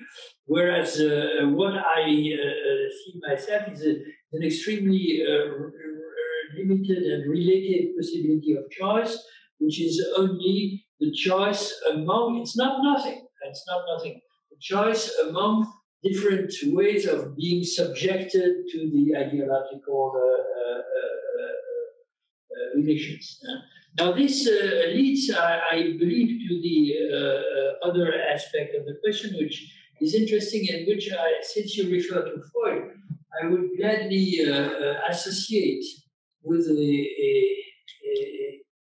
reading or a reference to certain passages in Freud, especially his theory of identification and mass formations. Incidentally, of course, Althusser had reread that. We have his notes, reading notes, when he was writing his piece on ideological state apparatuses, but he doesn't quote Freud. So again, there seems to be something extremely pessimistic or nihilistic, almost nihilistic in this description, just as Freud seems to indicate that we only have the possibilities in our lives to shift from one ego ideal to another, but never to liberate ourselves completely from our dependency or our identification with such models. Althusser seems to indicate that we only have the possibility to shift from one interpellation to another. Now, this is not uninteresting because, of course, the next question would be, does it lead to the same practical consequences to be interpolated or to let oneself be interpolated by, say, the state, the French laïcité, the jihad, or the communist revolution, or the mother nature, the cause of the environment, and so on. So the answer would probably be, formally there is no difference, but practically there can be worlds apart, which leads to the suggestion that there's not only ideology at stake in this situation. But Althusser, as a good Marxist, would probably suggest that the determining force or that makes a difference is not a choice, it's a movement, precisely. It's the fact that you join the good movement or the bad one. So I see this as a very interesting question, but I'm not sure we can escape the circle. And I don't know if I mentioned that moment earlier, but yes, I believe I said this was Althusser's utopian moment when he says the Communist Party is a Communist Party that is outside the state, which in his terminology would mean the Communist Party is not part of the ideological state apparatuses. I have to admit, and I said it in several places, that I never understood where the Communist Party could be, if not among the ideological state apparatuses. So back to your question. Thank you very much. The following question is from Thomas Meyer. I hope I'm not terribly mispronouncing your last name. Do that, Thomas. Yeah. Hi, can you hear me? Yes, I can hear you, but I didn't understand your name. But that's all your nickname. Thomas here. I'm joining from Geneva. So thank you very much for your presentation. My question is actually a distinction that resonated with your presentation was the one made by Nancy in La Communauté des œuvres between the notion of œuvre and that of the task, right? That despite the absence of œuvre or the negation of œuvre, one could still take on or take up or give oneself tasks. And in your, I was wondering if in your suggestion that the engagement is in a sense this task of anticipation was rather following the modalities of the task rather than that of the œuvre, and what you thought of this. Because to my surprise, relative embarrassment, but certainly you are not surprised yourself. I find myself continuously returning to Althusser in this presentation. I cannot not also associate with the question you asked for a famous formula in Althusser's preface to his Four Marks, in which he describes in a sense, the miserable, miserable condition of, this is of course his theoreticist moment, miserable condition of communist intellectuals and more generally intellectual engagés who are now, well, it's supposed that they are so deeply involved in militant, actions and activities, and implicitly also that they are so brutally subjected to the dictatorship of the political line that, qua philosophers, they produce no work, pas d'œuvre. C'est philosophes sans œuvre, which also, of course, resonated with Foucault's definition of folie as absence d'œuvre. So if you push that a little bit further, you get the idea that these philosophers are bound to end in madness because their practice and their understanding of engagement prevents them from producing an ordinary philosophical sense of the term. And all this, of course, has roots where Nancy wants to return, that is in Blanchot's notion of and désœuvrement. So I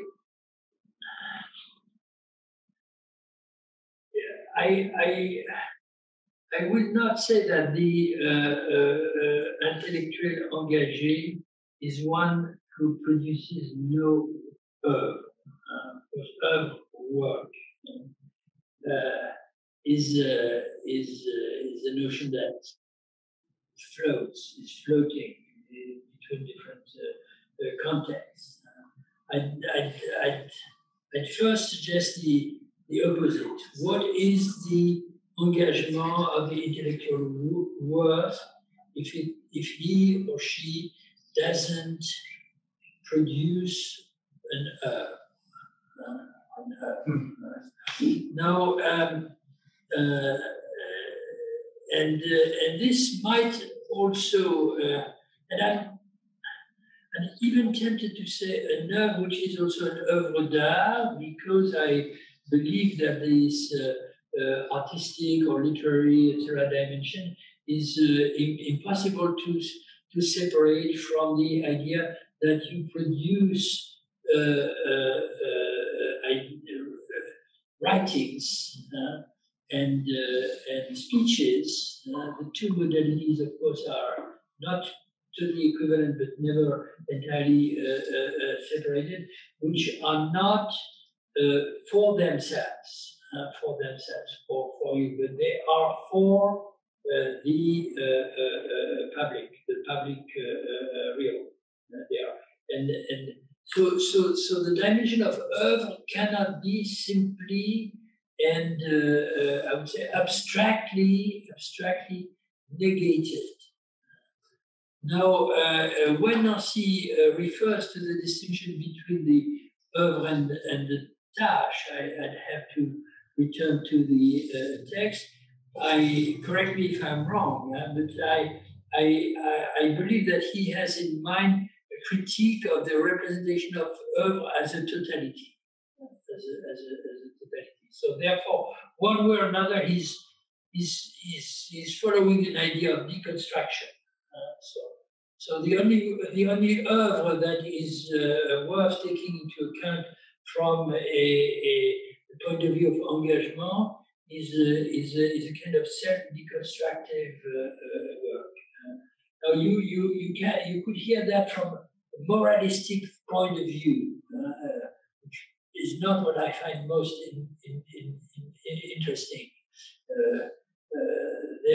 There would be, in fact, a kind of incompatibility between engagement and artistic narcissism or professional narcissism. I find it more interesting to reflect on the modalities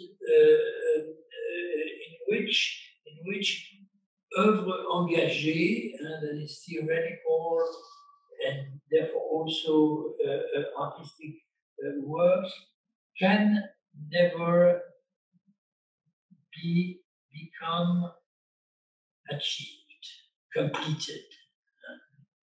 All the important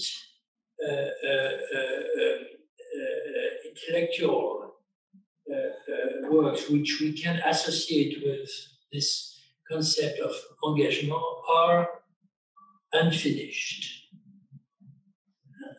And they are unfinished because their writers realize before putting the end, the closing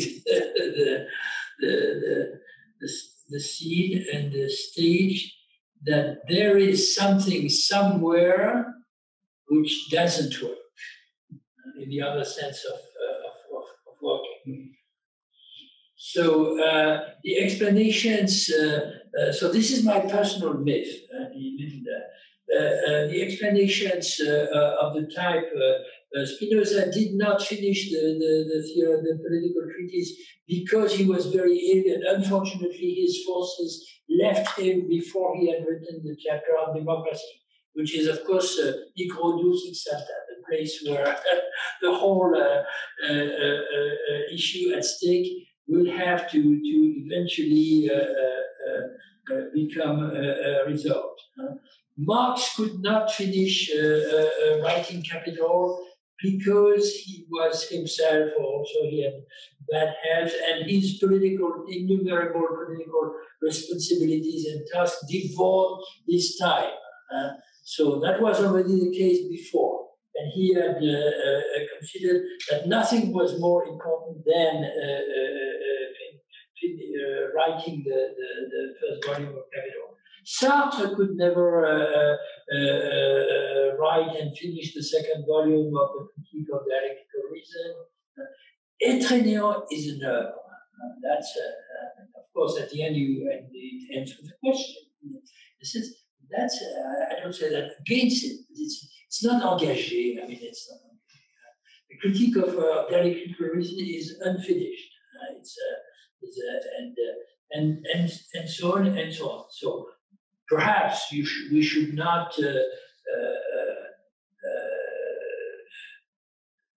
make this sacralize this form, but it's very revealing. It says something about the untimeliness of the articulation between engagement and theory. So, should we call that a task? What bothers me, I'd have to return to the task. We could say the task is to start again before you are done. That's true for communism, of course, as such. And here perhaps we have the dissymmetry I was looking for. The task of communism was and should have remained throughout its history to start again. Whereas the task of Nazism, of course, was not to start again. But then task, of course, has some Kantian connotations, which I find not bad, but insufficient. But that's probably not what Nancy has in mind. I'd have to return to the text. It doesn't simply mean there is an ideal, and we'll never, we don't believe that we will reach that ideal. It has to remain before us. Derrida's notion of the to come is not always easy to use, because of course he insists on the fact that this is not the future. So it's not. It's really insisting on the fact that at every moment within democracy, for example, or within any other engagement, the important thing is not there in the present, but is missing. To come means missing, but that's not sharp enough, I would say, from my point. Thank you. I think Nathalie Delpaz has another. Nathalie, I'm delighted and honored that you are here. Please unmute. Yes. Do you hear me? Yes. Okay, so I will speak in English. It's easier, I think, for everybody.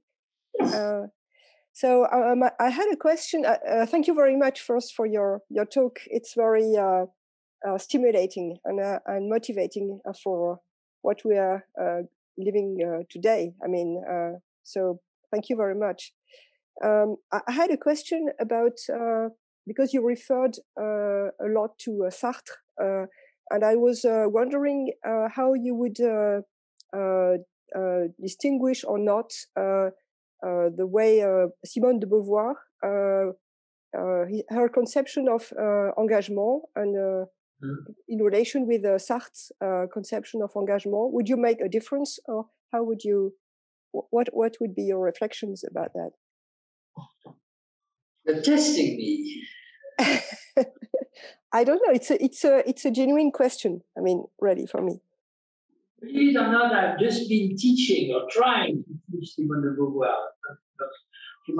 Because at India, where I teach a class in the fall in the French department of contemporary French philosophy, my subject this year was the question of the other with big O and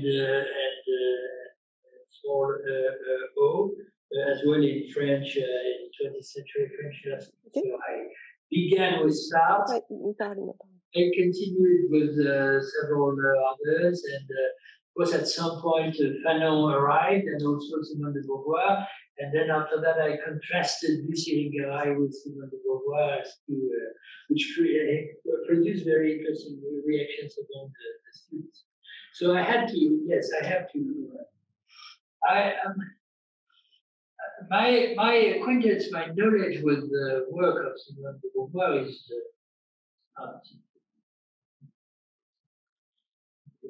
it does exist, but it's not exhaustive. So I cannot immediately think, and if you have a reference, please give it to us. I cannot immediately think of a place, a text in which Simone de Beauvoir would define her own engagement, whereas there is absolutely no doubt that what she does is an extraordinary illustration, demonstration, of what it means to combine a moral and political interest and an intellectual passion in the form of engagement.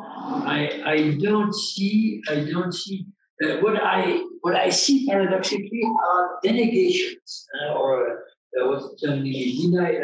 Disowning, so denials, denegations, denials.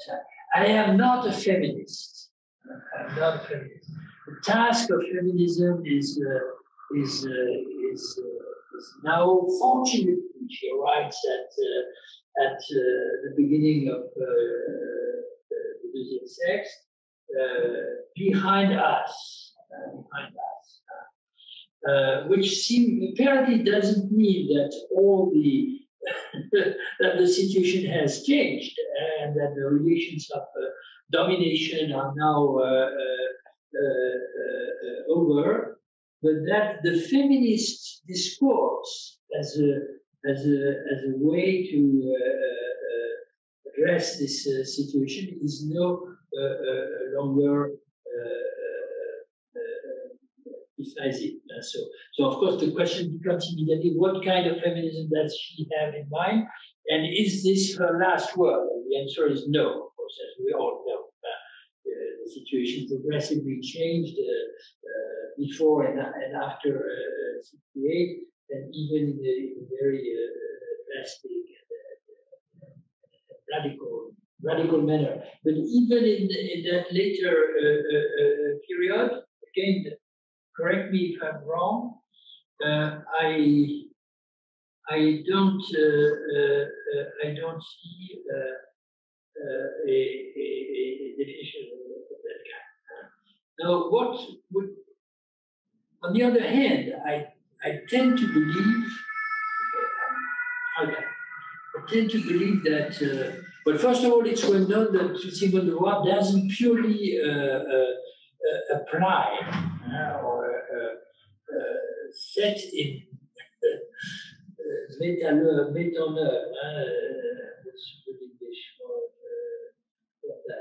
implement, something like that, a Sartrean notion either of engagement and above all, of course, of alienation.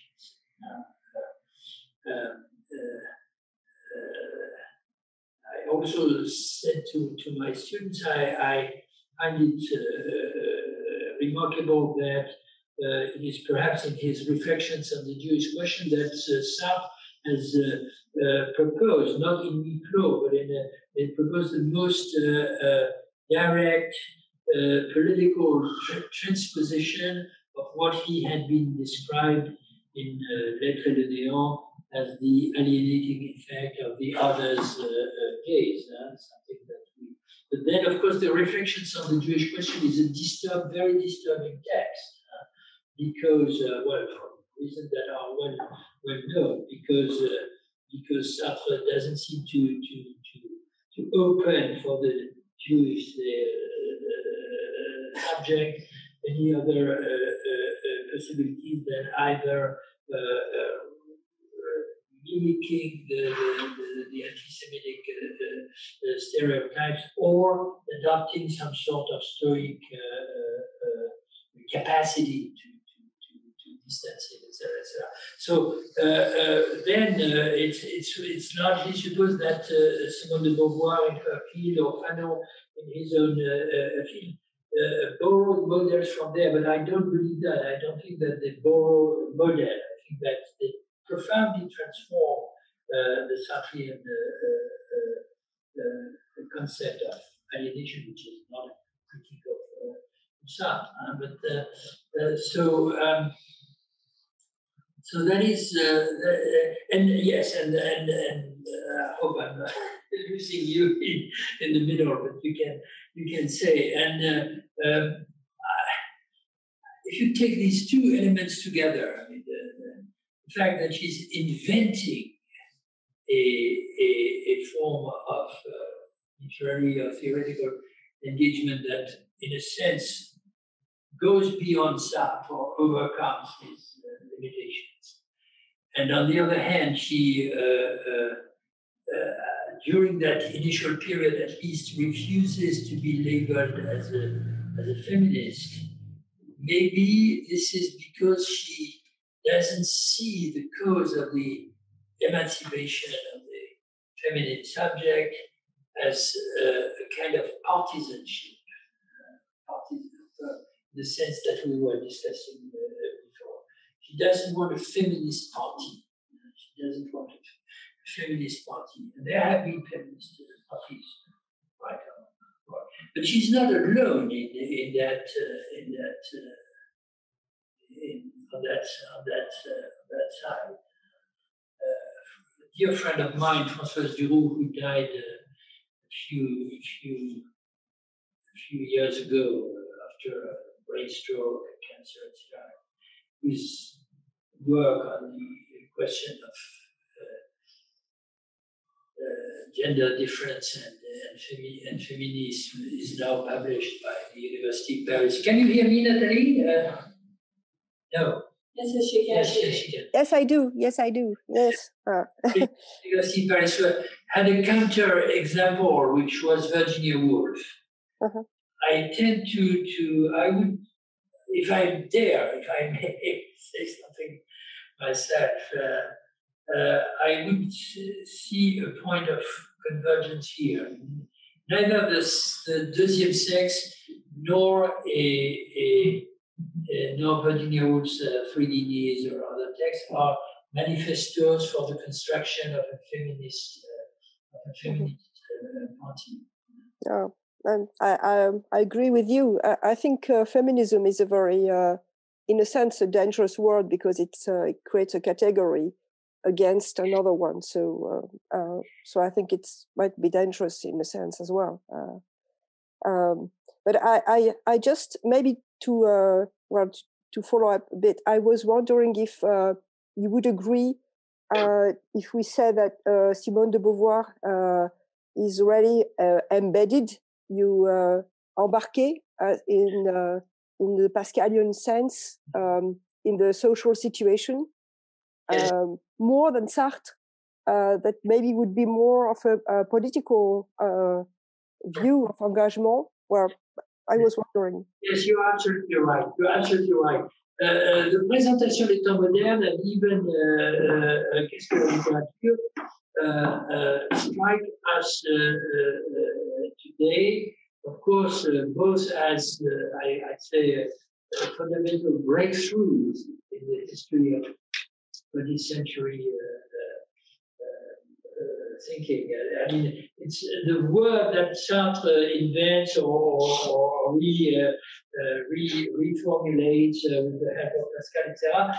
Also, of course, remarkably describes his own practice, or in this case, it's consistent.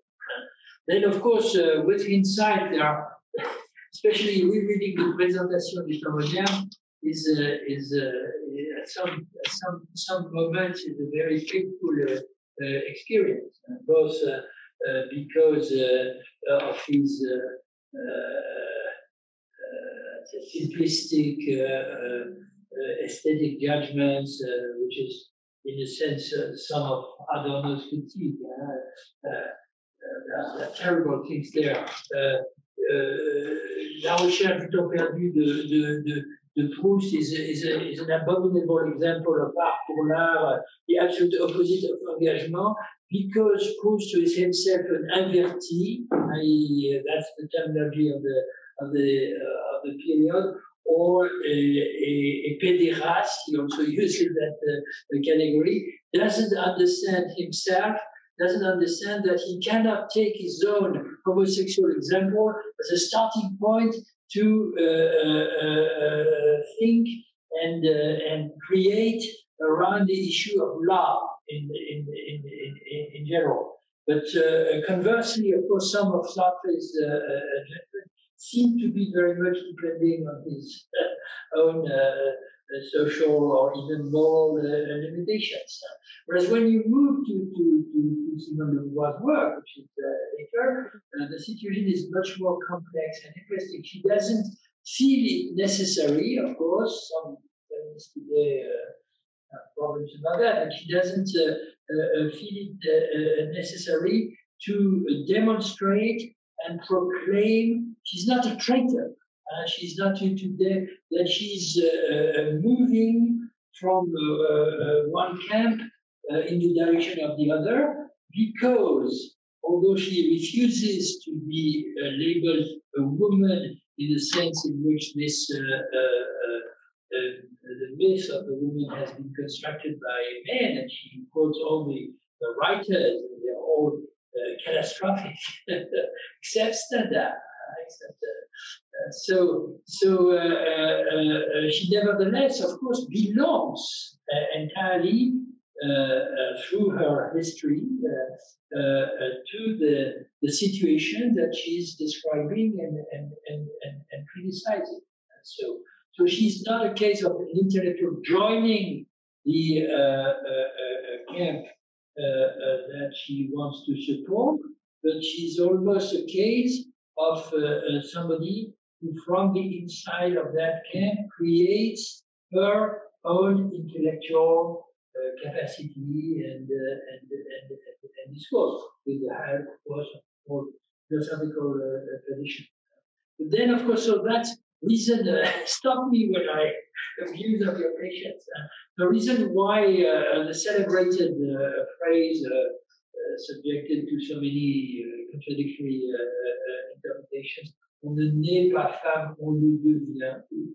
And believe it or not, one of my American students this year has put me in trouble, because she's asked me, why does she write on le devient? She should write on la devient. And then I started to speculate on syntax in French and inclusive writing and so on and so on. But in any case, this is at the beginning of the chapter on childhood.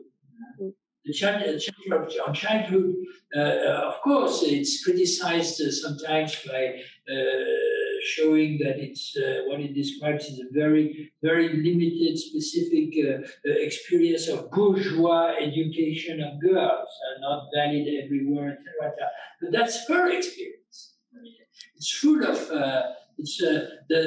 the dramatic dimension in the text comes clearly from the fact that it arises from her own experience, whether. First person experience. Sorry? First person experience. I can't First person experience.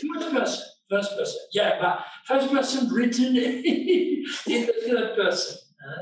First person hiding behind the third person. Mm-hmm. Do you know, of course you know, the commentaries by Michel Ledeuf on the difference between Simone de Beauvoir and Sartre? Yes.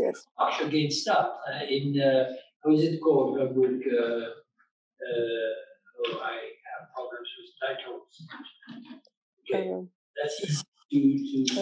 Le chardon et le rouet. Yes, absolutely. L'écriture et le rouet. Hein? L'écriture, oui. Writing and spinning. I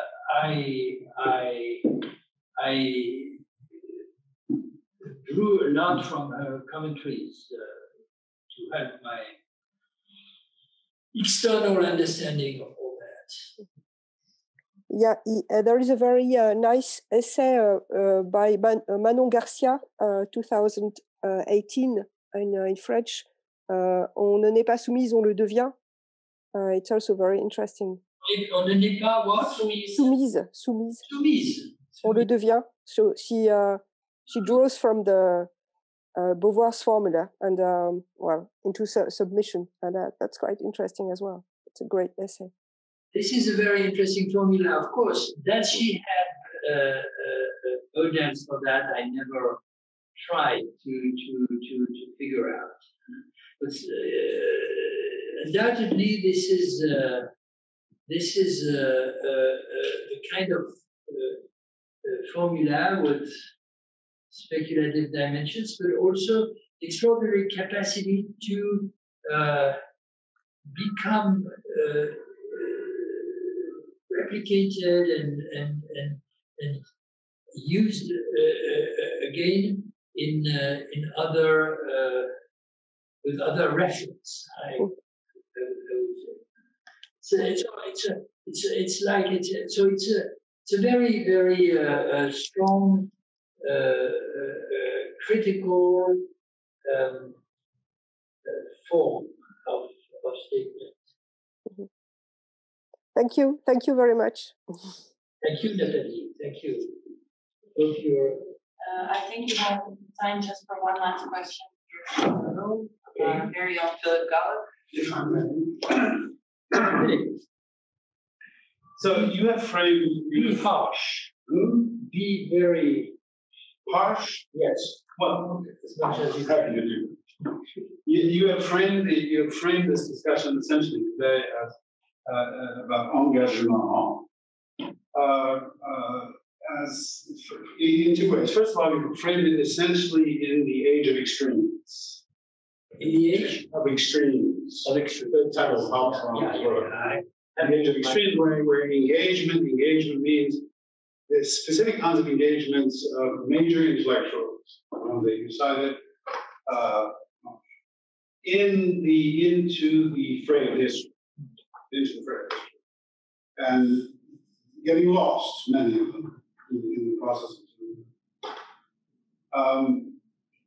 One can also perhaps think of l'engagement at the moment where it actually begins as a moment of decision, because history forces that decision upon people one way or the other, that intellectuals, like other people, even though intellectuals are class, a very special kind of caste and class of people, that history forces itself upon them too.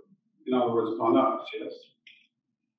And that as ordinary people, as we call them ordinary people, I'm not sure why other people are ordinary people, but people who are not intellectuals, or who are not in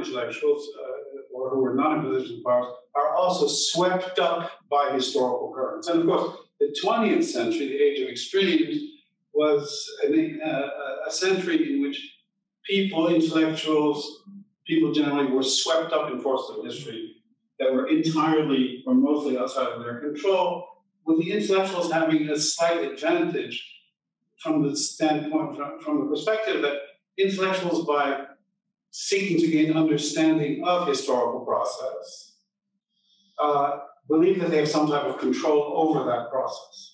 whereas most people do not. So in that sense, they are subjected in much the same way as other people are subjected. What I'm suggesting here is that perhaps the 20th century is not necessarily the only frame within which we can discuss engagement. That there are different forms of engagement that do not take the Sartrean form, that do not take the form, obviously, of Heidegger and Schmidt, or on the other side of those who marched along with Brecht and the Communist Party. Today, there are other forms of engagement that perhaps are of a different kind, that are also swept up and pushed by historical currents, such as the engagement of intellectuals and people in the struggle for the rights of migrants that you are engaged in Europe. The struggle for the non-exclusion of the internal strangers within the nation, and so on and so forth. So I just wanted to hear comments on that. Yes, thank you very much. Again, perhaps this is my enormous mistake when I am in the discussion, but as in the case of Peter's question, I ask your permission to begin with a kind of qualification of what I had said. But that is called, I believe, by your very clear and important reference to the idea of the age of extremes. Because in the examples I was taking, and that you take again yourself, there's a terrible, and yes, I must have produced that impression in my auditor's mind. There is the enormous risk of suggesting that when you choose the extremes, this is because the extremes are given. Because they are given, and therefore it's the situation itself that creates, so to speak, this range or specter of positions where some are radical and others are conciliatory and liberal and so on, and therefore the heroic intellectual or the intellectual with capital I is of course not the one who chooses the juste milieu, but the one who, at the risk of catastrophic consequences, goes to the extreme. So it would not be Remoiron, but it would be Sartre and so on. Incidentally, it's interesting that Remoiron called his memoirs Le Spectateur Engagé, because he was tried to directly address the issues that I was mentioning it, and I have to. But because I don't have a ready-made doctrine, so I follow your suggestion, it occurs to me that we should also make room for another type of intellectual engagement, which I believe always involves also in a sense, a pure intellectual passion, but which is the attempt at radicalizing a position that seems to be a middle ground position. So there are extremists among intellectual extremists among the liberals, not only among the fascists and the communists. And since today the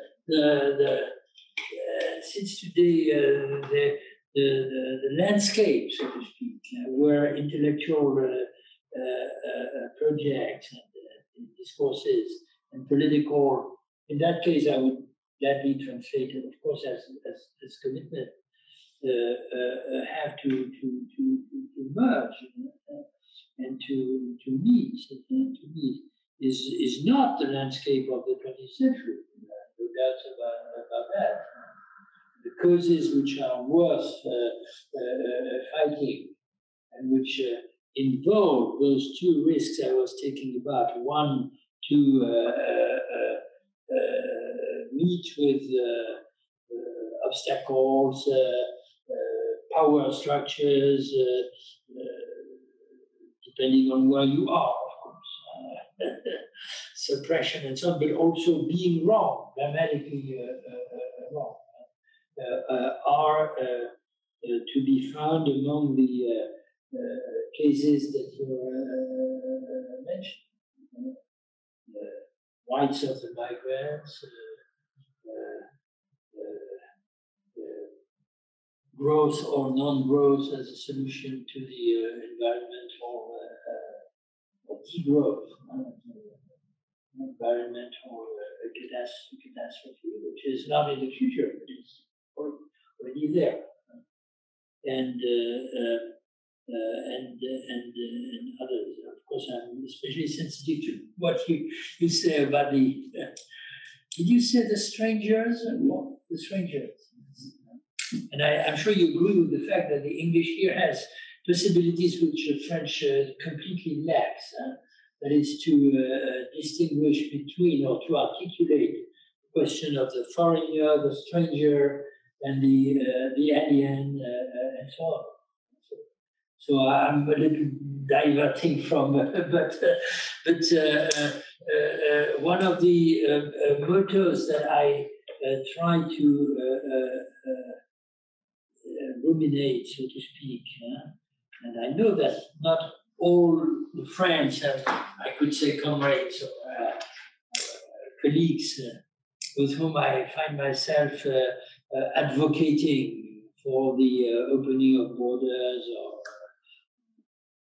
form that has to be defined, or above all, of course, in Arendtian terms, granting the refugees and the migrants what they are absolutely denied, namely the right to have rights, the right to defend their own rights. So this, of course, directly leads into criticizing the representation of the foreigner, stranger, alien that is dominant in our societies, even when they are liberal. But my conclusion from there is not that there should be no strangers.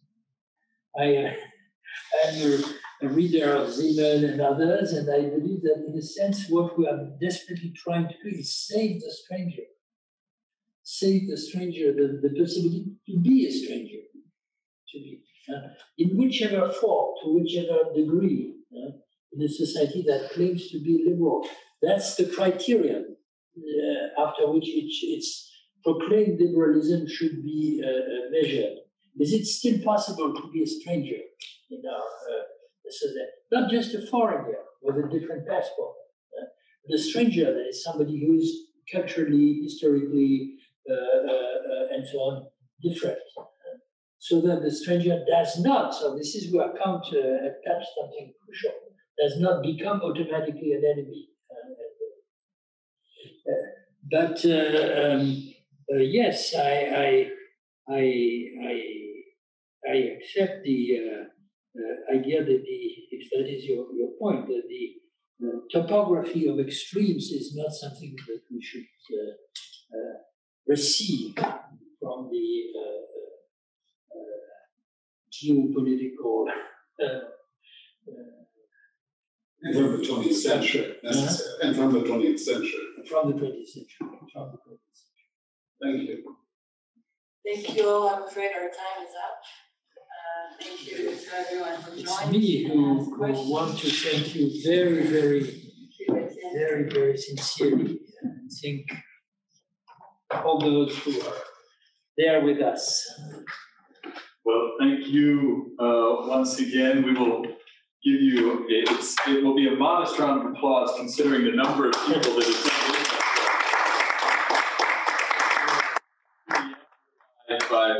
By the names, yes. And so thank you for that. We will end this event. I would have a question about the very early Marx and his attempts to reconcile, to deal with the questions of democracy, including Hegel's doctrine of the state, and how that moment of engagement following on his early journalistic writings was in some ways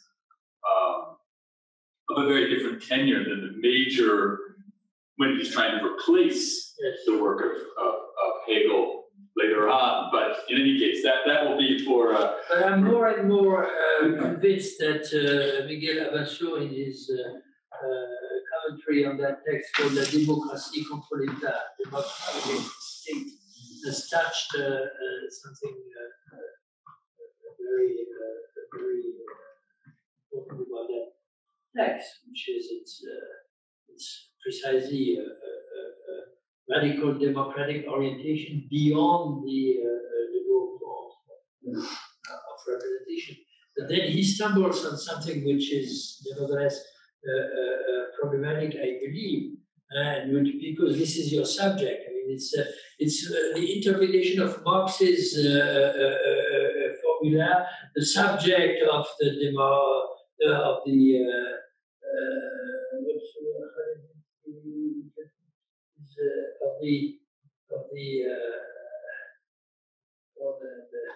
agent of the popular sovereignty is the whole people, das ganze Demos. Yeah, the demos, every moment of the demos is a moment of itself as a whole. Yeah. Yes, as a whole. And because Abasio, who's a student of Fred, a student of Lefort, believes that, I think rightly so, that the elimination of conflict, of intrinsic conflictuality from a definition of democracy is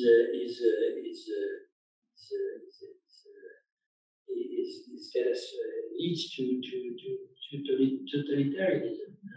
At the end of his commentary, he says there's nevertheless a problem with Marx. He seems to believe that perfect or complete democracy is one in which the conflictual dimension has been overcome or bypassed, whereas we should keep it there as an intrinsic characteristic of the demos itself. So for sure, this is not in the letter of Marx or what Marx had written. Well, thank you. If we needed more proof that this conversation is never ending, there we go. Thank you once again to the Institute for Philosophy and Social Theory at the University of Belgrade, Gisela Petrasco, and Peter. Thank you so much. Thank you once again to Etienne Balibar. And good evening, everyone. And thank you for this, which of course I will keep preciously in the best possible place as a reminder of your generosity and your friendship and our deep and lasting association. Okay.